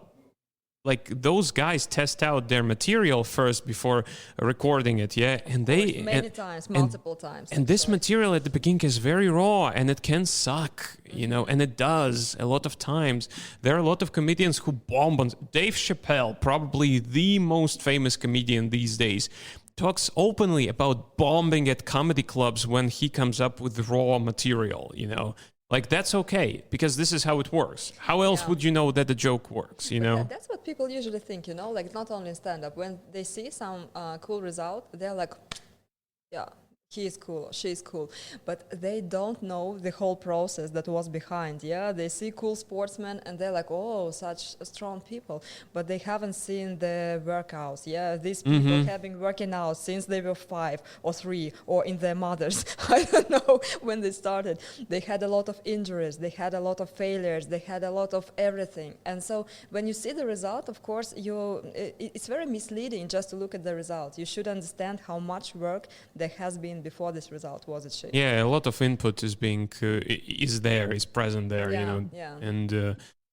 people, I think that people who come to English shows, at least, they respect that, because even when a comedian is not doing very well, they would clap for him, for them, they would support you. But I have never seen people who were not supportive, actually. There are some, there can be some pretty, people who are pretty cold, like not reacting too much. But luckily, I've never heard anybody saying boo or something like that. So sure. Because it happens to everyone. I think that it's probably happened to you multiple times when people would come to you after the show and they'd be like, man, I would have never had enough courage to get there and perform, to do what you do. I get a lot of these things after the shows. But the worst compliment is, your English is really good. Like, okay. Yeah, that's my jokes, but okay. that happened to me as well. Yeah, like, your English is good. I even have a joke about that. Yeah, thank you for your compliment. What about my stand-up? Yeah. Oh yeah, that's it about your stand-up. Your English is good. It's when you ask how do you like my dress, and somebody says, oh, it's green. It's green, yeah. And you're like, okay, next question. It's green. It's so green. Oh my God, yeah, this is so crazy. Today my son told me that my shirt, the color of my shirts matches stand-up very well. I was like, why? It's brown. He was like, no, I just imagine stand-up as something with wood. I was like, whoa, that's sophisticated. Luckily not shit, at least, yeah. Yeah, but that was my first actual idea. Like, because I hope it's chocolate, but I guess you meant something else. But you're not that spoiled right now, son, He is. Well, I mean, the things that you've told me about him, as I understand, he is growing up to be a very sarcastic asshole, so... Yes. Too sarcastic, actually, because my ex-husband also has a nice sense of humor, and I think that's why he married you. And divorced. I divorced. That was a long coming punchline, That's what I call, ladies and gentlemen, how do they call it? Jesus Christ, I forgot how they call it. Long-term storytelling. Yeah, that's what it is, guys. But I think that my son is gonna be super combo of both of us, and sometimes he already makes such nice punches, and in a very sarcastic way. Like, for example, my mom has gained some weight, and he is like, our granny is beautiful in her own way. Oh, he even said it probably would be difficult for our gran to go up the stairs because she's beautiful in her own way. And I was like, what a motherfucker are you? It really reminds me of British humor, stereotypical British humor, when they're kind of polite, but they make fun of you. Yes. And you're like, you don't know, should I punch this motherfucker in the face, or should I just say thank you? Yeah, very often. Sometimes he really goes too much, and I'm like, come on, that's already disrespectful. But it's actually very difficult to explain to a child where there is this fine line between humor and abuse. There is no way, I think, because I remember that you learn it from your own experience. Here's the thing: when I started, when people punch you in the face, probably you go too far. Exactly. Because again, from my personal experience, when I started dating my wife, I had no filter between my brain and my mouth, and my wife, she has had a pretty rough life. I talked about it before. And I would usually say things, and by that time I've already had this stand-up mindset, turn everything into a joke. And I was burning her, I was burning her really hard. And at some point I remember she looked at me and the tears, she started crying, and she was like, how are you doing this? Like not why, but how are you doing this? Because I would usually hit the spot all the That's so time. heartbreaking. Yeah, and after that, I was like, I should filter what I'm I saying. should filter too, because when you start doing that, you literally, like, I make a lot of notes every time, like, oh, there is something funny, and there is some funny image, for example, that I see on the train, and then I make it like into a joke. And with my students, the same. Once my student texted me like, Yulia, I'm sorry, I haven't done homework because I was at my friend's funeral. And I was like, no worries, I'll survive, not like your friend. And she was, what? And I was, what? I would have said, okay, send my regards. Yeah.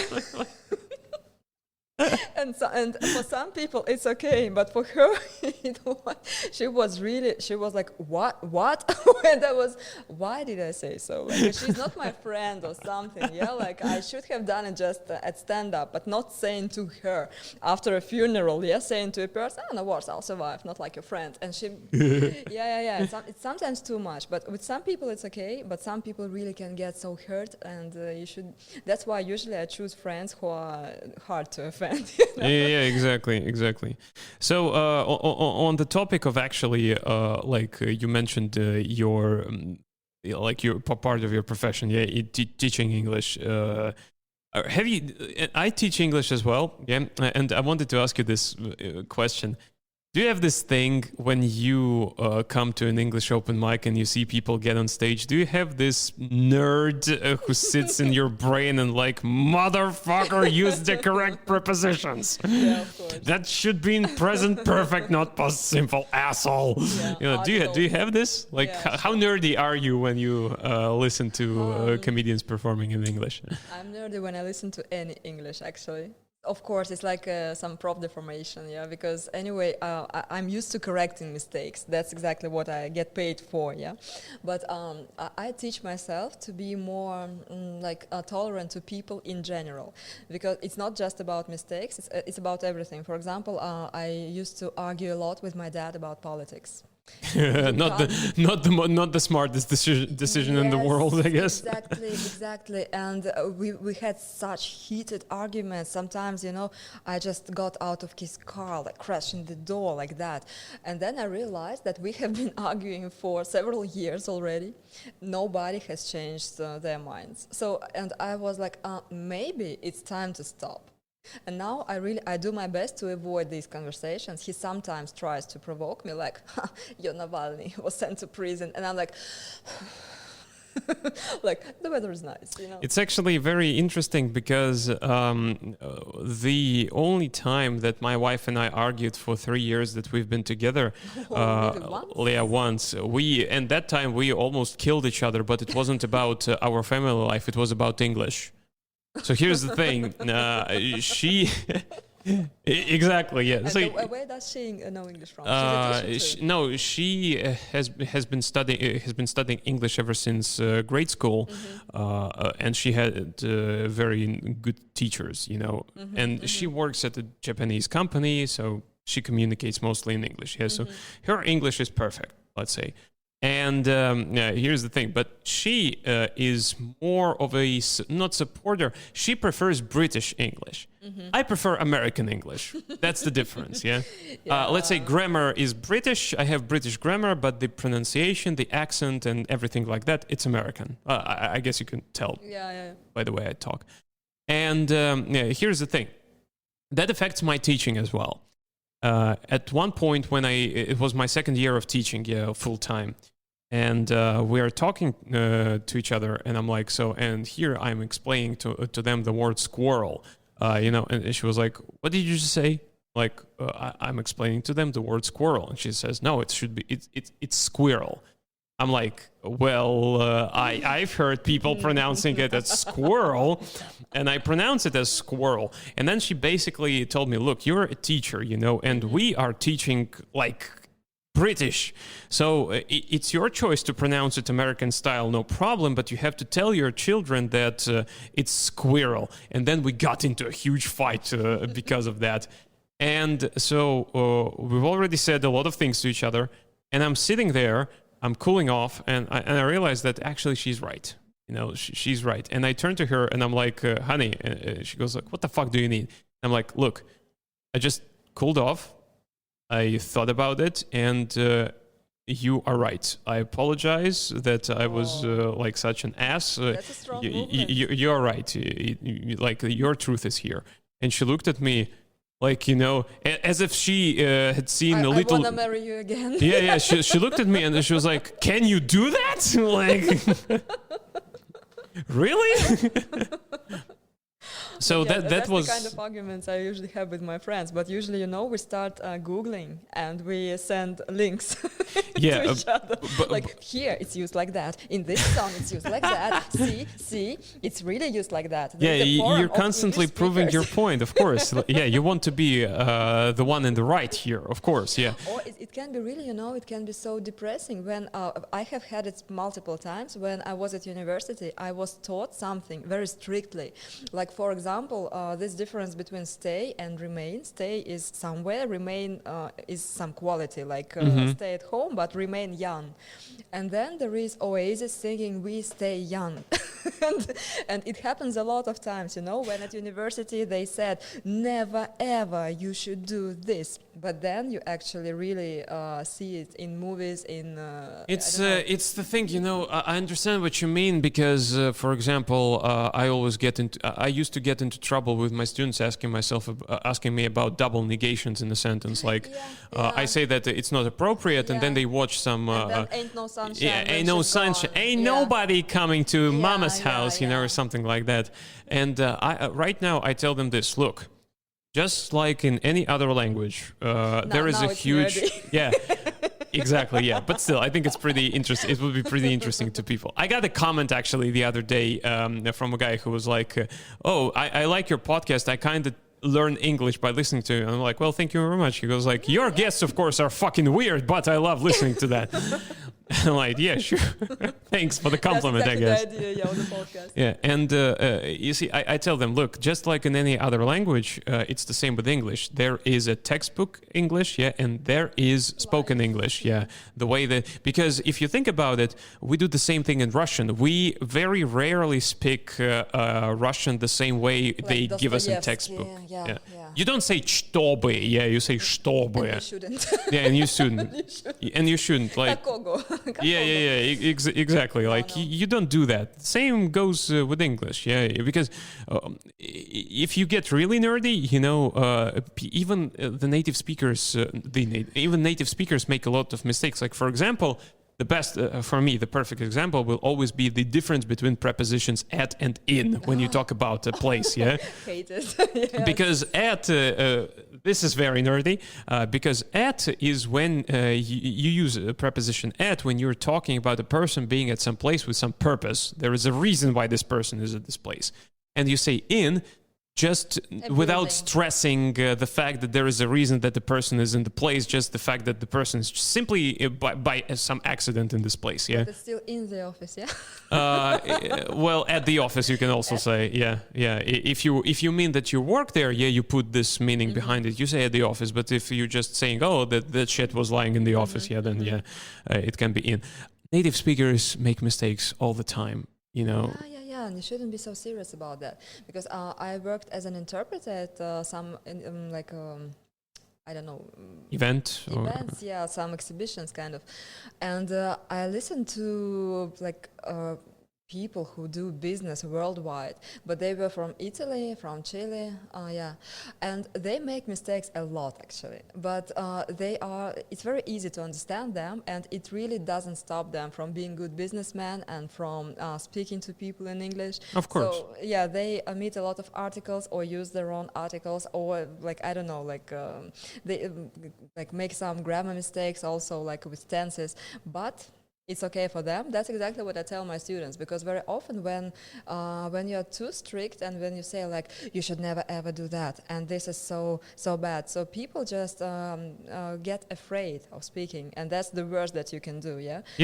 it beats out the motivation out of them also to learn the language actually. So it's better to be pretty relaxed about that. Of course you can you should correct their mistakes, but maybe I sometimes even don't correct all the mistakes. It depends on the level of the person. Yeah, of course. I mean, that's also true. And then again, there are different variations of English. For me, I always point out to myself three main variations of English. That's British English, American English, and international English. Because, yeah, there is such a term as international English.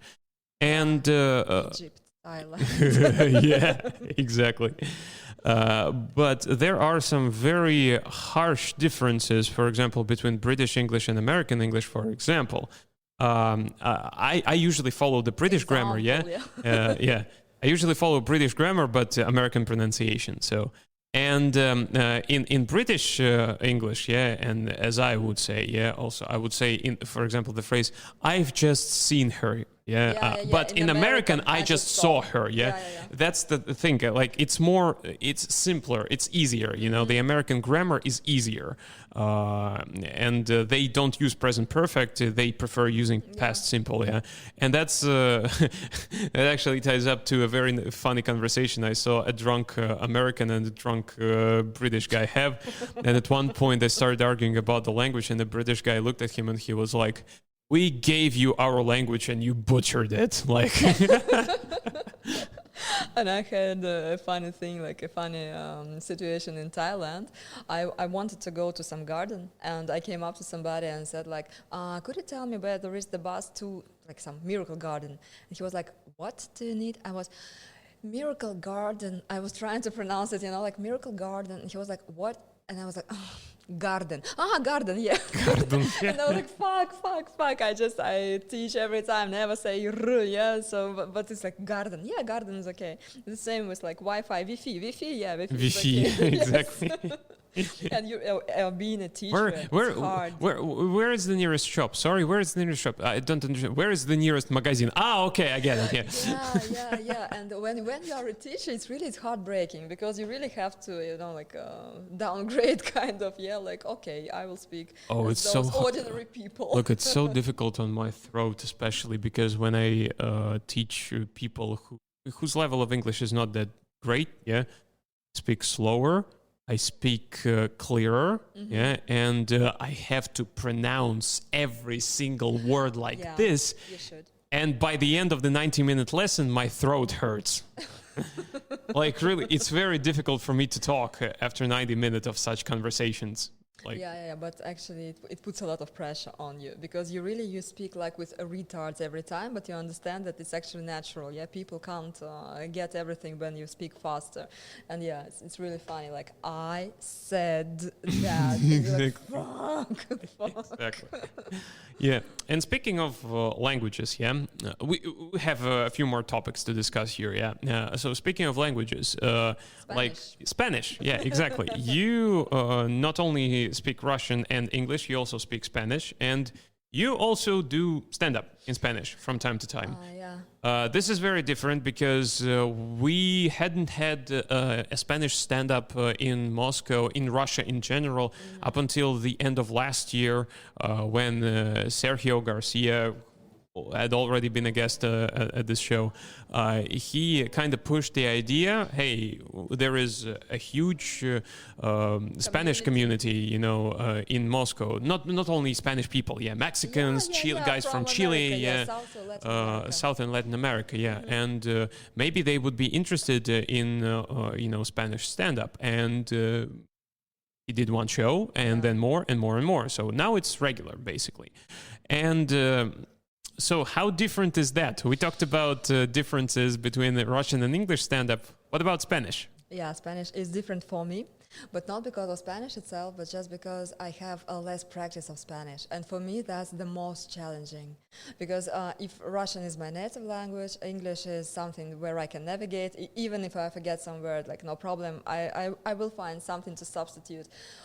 But in Spanish, it's sometimes so fucking difficult because, of course, I get ready before. But when there is something, happening and you need to react at once, sometimes it's like, I have such a cool idea, but okay. Next time, after the show, I will tell you my marvelous idea. It was great, just believe me.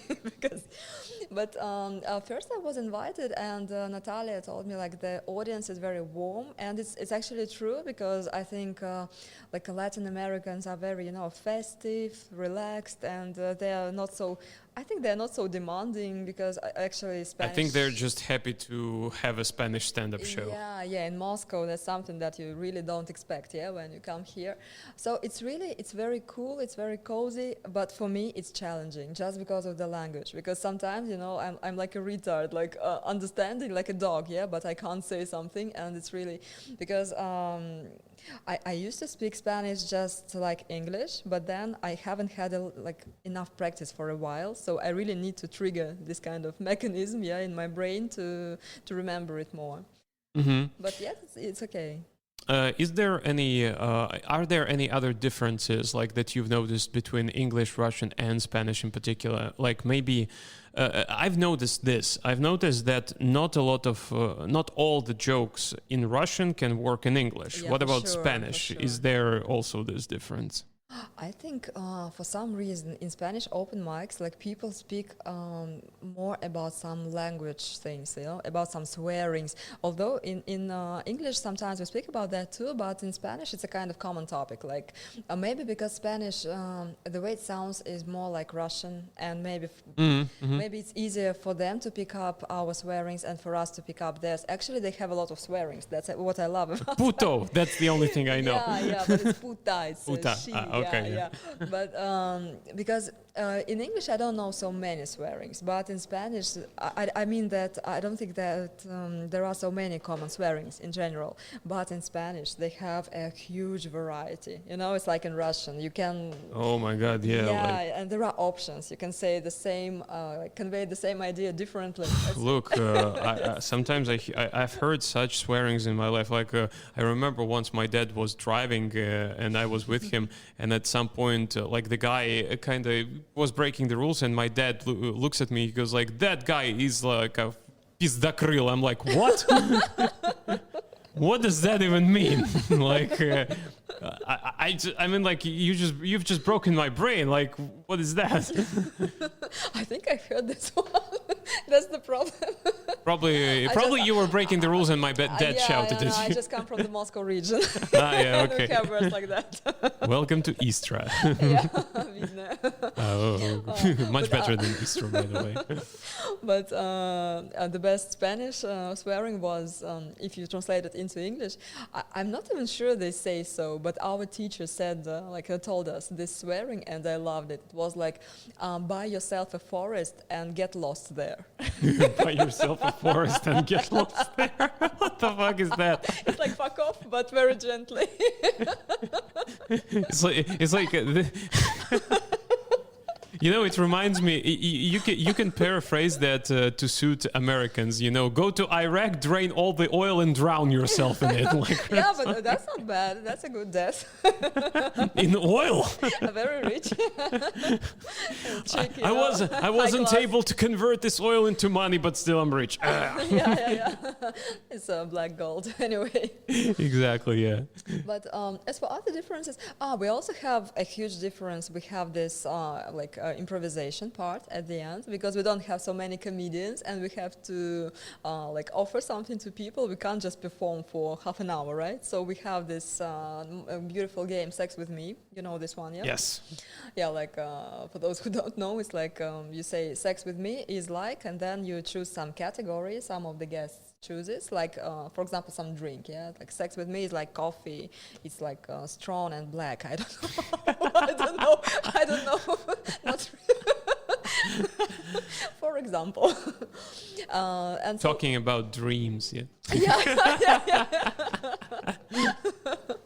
And but as for the differences, I don't think that stand-up is so different in any language. I mean that, of course, there are some different concepts that can be accepted in some languages. Yeah, in Russia, for example, we can speak more about our shitty politics because we have really shitty politics. Probably in Switzerland, that will not be really understandable for them. Motherfuckers hate them. I mean that, of course, there are some phenomena. Yeah, in every country, in every language. But the stand-up itself, I wouldn't say it's so different. And I just wish I spoke better for me to improvise better. But actually, I managed somehow to participate in those games, so it's okay. It's enough for me. How do you... now we're going to some details here, yeah? you have been doing this for more than a year and a half, as I understand. Yeah, somewhere like that. Almost 2 already, because Almost I 2. started in November. So yeah, Okay. it's almost 2. Almost 2 years. Has your way of writing jokes changed throughout the time, and how? Like, take me from the beginning to the present day. Yeah, how did you start? How was the process at the beginning, and how has it changed now? Yeah, that's a long talk. But how I clearly remember how it started. Like when I made up my mind that sooner or later I would go to stand up and take part. I didn't know the date, but I did a very tricky thing, by the way. When so I was like, accumulating some material. It happened, it was so funny. For example, I was going to some student because I sometimes, it's not just online classes, I sometimes go to their places or they come to my home. And I suddenly had some idea like, whoa, something. For example, I had an idea about professional deformation, that I can't say Parliament silver, I say Parliament silver. And then I had, this Russian thing, Russian stand-up thing, like, oh, it's like being a coach. When you can't sit on a chair normally, you need to make a perfect squat.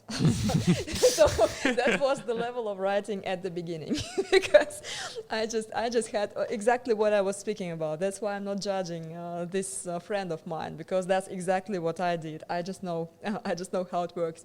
It was just about metaphors, I think. It was just, oh, this process reminds me of something else, and I just Metaphors and comparisons. yeah, mostly. And I just wrote it. Or I saw something funny, some maybe funny names, or I don't know, some funny behavior, and I also wrote about that. And I had such a huge document on my computer. You can't imagine. There was so much shit, and I had no idea how to link it because it was, like. It kind of reminds me. Sorry, I hold your thought there. Kind of reminds me, like, we all start like this. We're like, oh, documents on computer and stuff like that. Then we go to something easier, The only person whose habits in that regard have not changed is Abed, because like ever since day one he'd been using like one document on his phone, and it's like this document is like 5-year-old. It's like his baby, It's growing and growing and growing and growing. But I have the same one because the system of documents was so complicated. I need a folder for that one, sir, please. I have a folder.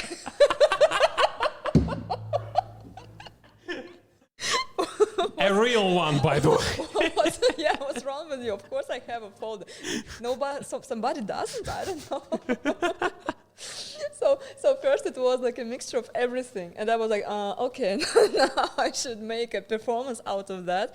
But there were topics like, I don't know, like ex-husband, shops, or names of shops, and then drinks, cigarettes, cats.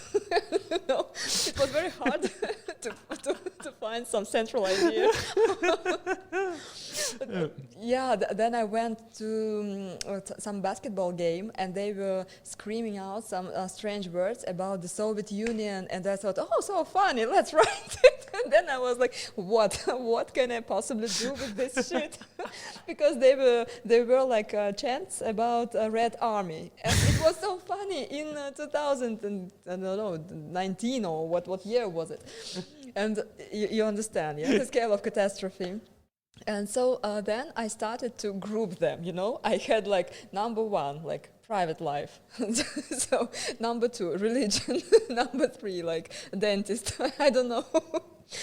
Still not so much easier. And so only recently I completely like sorted it out. So I have now I have it in Google Docs, first of all, not to lose some brilliant ideas. And I looked at my old material, and I added it to some new sections, and I realized how much shit there was as well. So I deleted so much, it was like, is it really funny? Oh, come on, delete. Is it really funny? Come on, delete. And then, of course, there was this thing about English stand-up. When I'm so grateful to Oleg for his workshops, because when we came there, he can be tough, He can really say, like, you make a joke, and he's like, okay, what's funny next? And you're like, pfft. But he really made me think differently, because it was really like it was mostly about metaphors. But now it's really, I try to understand first what is funny about me, and then develop it. So you're taking yourself as the starting point, not not something that you've heard, yourself. And I think we should do that, because it should be personal, kind of, because otherwise it's really not interesting. Because if you're not speaking about yourself, if you are speaking about something completely abstract, but actually there are some comedians who can do that, who can just fantasize about something, I don't know, about some alternative reality. There was this young comedian, Danila, who was constantly, like dragged somewhere. Sometimes he had some nice thoughts, but it was still like the whole stand-up was hard to perceive sometimes. But now I try to make it more personal. And I have some sections yet, but they are much more personal, like teaching, but then my experience plus something else. Then, for example, private life, my experience plus something else, and politics, or for example, my very pro-Sovietic dad. Who's like, Putin is our president. Of course, he's not like that completely, but he sometimes says like really harsh things that hurt my feelings a lot. Like, this America is really full of motherfuckers. And I have a big piece about my dad too, because it's really funny, and I understand that my dad... You're blackmailing your dad right now. But he represents a lot of people, and a lot of people who come here... He represents an era. Different era.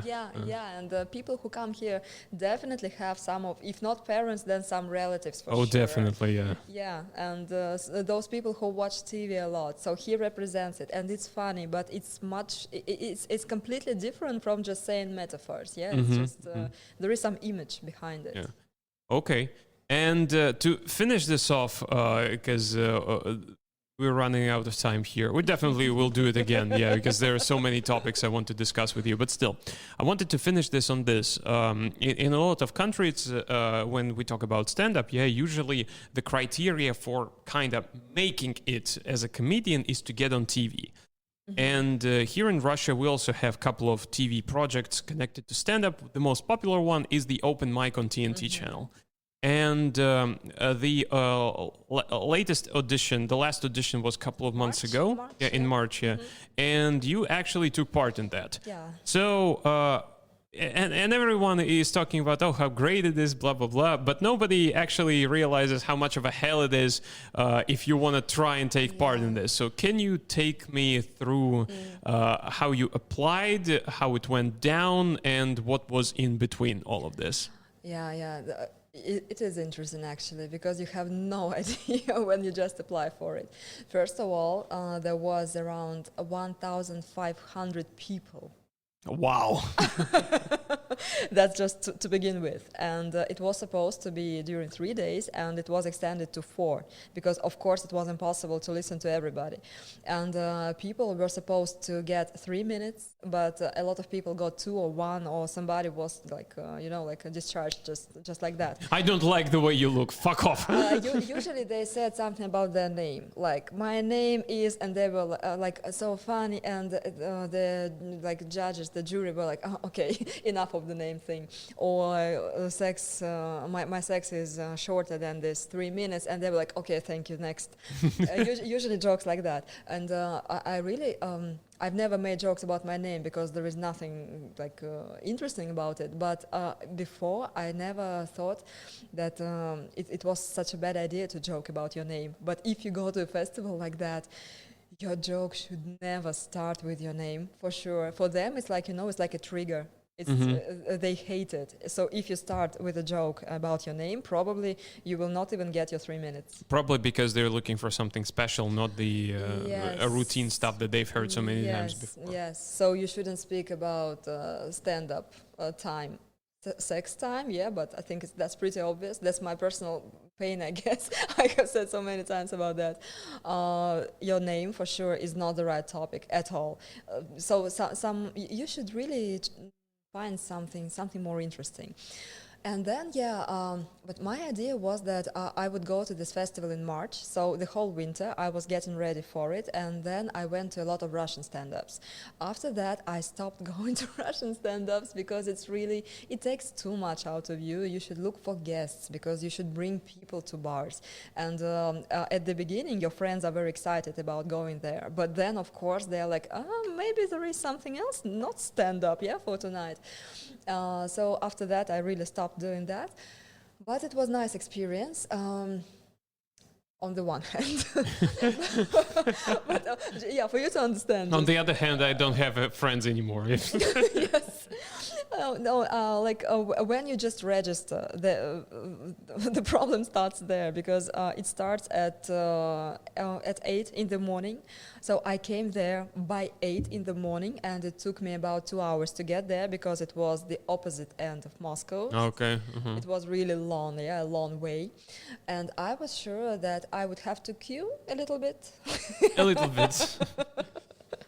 So I had to spend So I went out of this hall at 6 p.m. So it was like. Wow! So that was about 10 hours. Yeah, 10 hours. That was. And wow. I was lucky because there were a lot of people who began this queue with me, and when I was leaving, they were still in the queue. And probably some of them waited till the next day. Of course. Some of them were not accepted on the first day. Oh my God. So of course I couldn't perform on the first day, that's obvious. But they have this online translation on online broadcast. Online broadcast. On Telegram, and so everybody has their numbers, and they put the number, the name of the person, and some words about his or her performance. So you can watch this chat to understand when you will be. So my number was 600 or 500 and something. So I was like, now this is guy 321. So probably tonight I will have some spot for me. It was crazy, You were constantly on this chat, and it was very hard to plan my day because, by the way, there was Chatterbox when I framed a bit, because we had a Spanish show here. Then I rushed to that venue, but we also had this Chatterbox here, and I had to leave because I had the chance to perform, and I actually performed on that day, but I was the last but one. Okay. It was completely risky. It's like It's just a small chance that you got there. Yeah, like we say in Russian, in the last carriage, when you jump in the last carriage of the train. And actually, I'm very happy about how I performed because, first of all, I was given 3 minutes, which is already good because a lot of people got just 1 or 2. Then I had a lot of laughter in the audience, and when I was leaving, the host said, that was good. And I had a nice message about me, so I understand that I couldn't have done it better. So at that point, I really did my best. I had slept normally, not like on the first day actually, and I was happy for that. So I performed well. I had some pretty much laughter, and I realized I looked okay. So I realized that was my maximum. But also I know that actually, as for this show, and I think the rest of the shows too, they don't look just for stand-up. They also look for some personalities. Yeah, of course, it's different. Yeah, because we discussed before. Every second comedian looks the same and sounds the same in Russian stand-up. Yeah. And so as for those people who were accepted, there was, for example, one girl from Germany, and she has a very strong German accent. So, of course, it makes her unique. There was a girl from Dagestan, so it's also interesting, and she looks not so typical, and I keep telling Abed, dude, you need to audition for the open mic on TNT. They would have taken him, really. Yeah, I guess you will be taken because definitely. I mean, he's got the jokes, he's got the looks, and Rock said, she's got the looks. And the personality as well. Yeah. By the way, I guess for you it's really gone because Chris Rigge, he went there and he was accepted. Oh yeah, you see. Yeah. For Abed, that's I think that's an easy thing. Easy as it can be. Yeah. And I understood it from the very beginning. So I thought that I needed to do something that is not that should be unique. And I wanted to be like a sexy teacher. So my jokes were about teaching and sex. yeah, teaching and in this informal manner. And I understand that next time I should, I will try anyway because it can be of interest. But first of all, I will not go on the first day in the morning. So probably on the second. Yeah, learn from your mistakes. Yeah, for sure. Yeah, no, there is no way for me to go there at, by 8 in the morning anymore. And I think I just need to choose some kind of other personality, but I do have different sections of my joke, so probably that will be like a MILF thing. Should have said, I have a bipolar disorder, it's okay. No, I don't like this thing about disorders, because it actually it makes, it contributes to this stereotype that all comedians are mental, depressed. I'm sure there is a bunch of them, but not all of them. I'm a pretty happy person actually, so for sure. And it's too mainstream now, not only among comedians. Yeah, like I'm bipolar, I have a panic attack. One of my favorite comedians, Gary Goldman, once said, "You don't need to have your life go to shit in order to be funny." Yeah, exactly. Because if you don't have this issue, this disorder, like I think it's better to not to mention it at all. So yeah, next time I just think I will act like present this material like MILF, because it's really funny, and maybe make it more sexy, because then there was not enough sex. Okay. That's the conclusion I made. Definitely take your boobs with you. Yeah. This time I will. but no, it's actually a cool experience. But you should be very, very, very relaxed about it, because it's very important. Don't get your hopes up. I mean, it's 1,500 people, and they take only how many? A couple of dozens, probably. The chances are very low. Yes, and I met some people there, because when we were in the queue, we felt like soldiers going through war together. So we were like, yeah, sister, brother. And there was a guy from Kaliningrad, and he was so sure that he would pass. And I was like, Alexei, don't be that sure, because don't get your hopes too much, Because do you understand how many people there are, and do you understand how unpredictable that is? For example, there was a girl. She is extremely funny. She's one of the best girls in stand-up that I have seen. I have been to I performed with her multiple times, and when she was performing, the message about her was completely great. It was like, wow, a lot of laughter again, a lot of laughter. And we were, because I have some friends there, and we all know her, we all were completely sure that she would be accepted, because she is fucking great. No, she was not. But some people were accepted that were not like her. She was much better than those who were. That's you see, the different criteria, because people base, again, assumptions. Yeah, a lot of people assume that, if I am funny, if I get laughs, that will get me to the... Your jokes might... That's a lot of factors, Your jokes might be funny, but you may not have personality. Or your jokes might be funny, but you look and sound the same as every second comedian there is. You have to, they are looking, I understand what they're looking for a unique mix of everything, and it's very difficult to get that characters, kind of a guy from Asia, a fat girl, something like this. Diversity. No, I mean, that's diversity, of course, and that's why, for example, if you're a foreigner and you come for the audition, there is a huge chance. Sure, yeah. And if you're funny, that's it, that practically seals the deal for you. That's why I think that Abid would pass, because he's got all of that. I mean, Chris has all of that, and he had passed. So because you really have this basic not priority, but you have some advantage. No, of course, there is an advantage.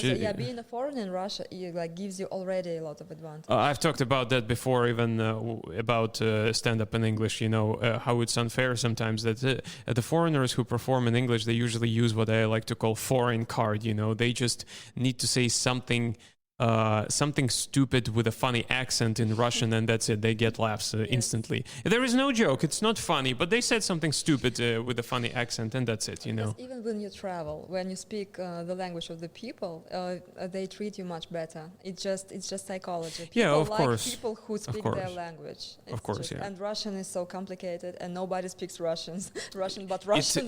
That's why, of course, it gives some very good emotions. Sometimes it's so annoying and irritating to me that that motivated me to write a couple of jokes where I would use Russian, but I would use it appropriately. So that would be so deep into the context of a joke that there is the reason why there would be a reason why people laughed at why I said something in Russian, because that would mean something. That's not just into the empty space, No. I still think that Russians have some kind of complex, especially girls. There is this American dream, American boy, something like this, and it's amazing, but it's yet so present even in young girls. I can understand that about Soviet people who didn't see foreigners. That's pretty understandable because they were like aliens for them. So of course, but even when we had this World Cup, and I was on the train in the metro, and I was listening to much younger girls talking, and they were like, "Oh, do you think these foreign guys like our metro?" And I was like, "Oh fuck, shut up! Why are you so excited about that? That's really so fucking stupid." And it's really just being an American here is already like being a star, which really is, if you look at it like closer, it's really so stupid, because you were just born in another city. There is no merit in it at all. But for a lot of Russian people, especially girls, actually, I have seen it so many times. They are like, yeah, celebrity, kind of. One final thing I wanted to ask you that's like a little bit personal. Don't you get upset as an English teacher in Russia with an actual education and skills when a guy comes from a different country? He has no pedagogical education whatsoever, no experience, but they pay. But they pay them twice more, if not even more than that, than you, simply because they are a foreigner. No, I don't. Because first of all, now I'm trying another profession. Maybe this is one of the reasons. I think, of course, it's not fair. I understand that the guy just really was born in some English-speaking country, and that's the whole achievement. We should go to their countries, probably. Yeah, hey, we're Russians. Nobody gives a fuck about Russians. Yeah, that's the problem, because actually, it's not a joke. It's true that you really need to be lucky to be born in some good country. There is actually, I want to correct myself, because there is a huge demand for Russians in China. You know in what regard? Russian prostitutes? No. That probably, but Ukrainians, guys, pick them. There was another aspect. A couple of years ago, I was thinking about I left my last office job, and I was like, I need to search for a different job. And I almost... At the office you worked as? Customer support manager. So it was not teaching. Yeah, it was not teaching, And I saw a vacancy on one of the websites, a Russian English teacher in China. Yeah, they would get you there, they would help you. What a geography.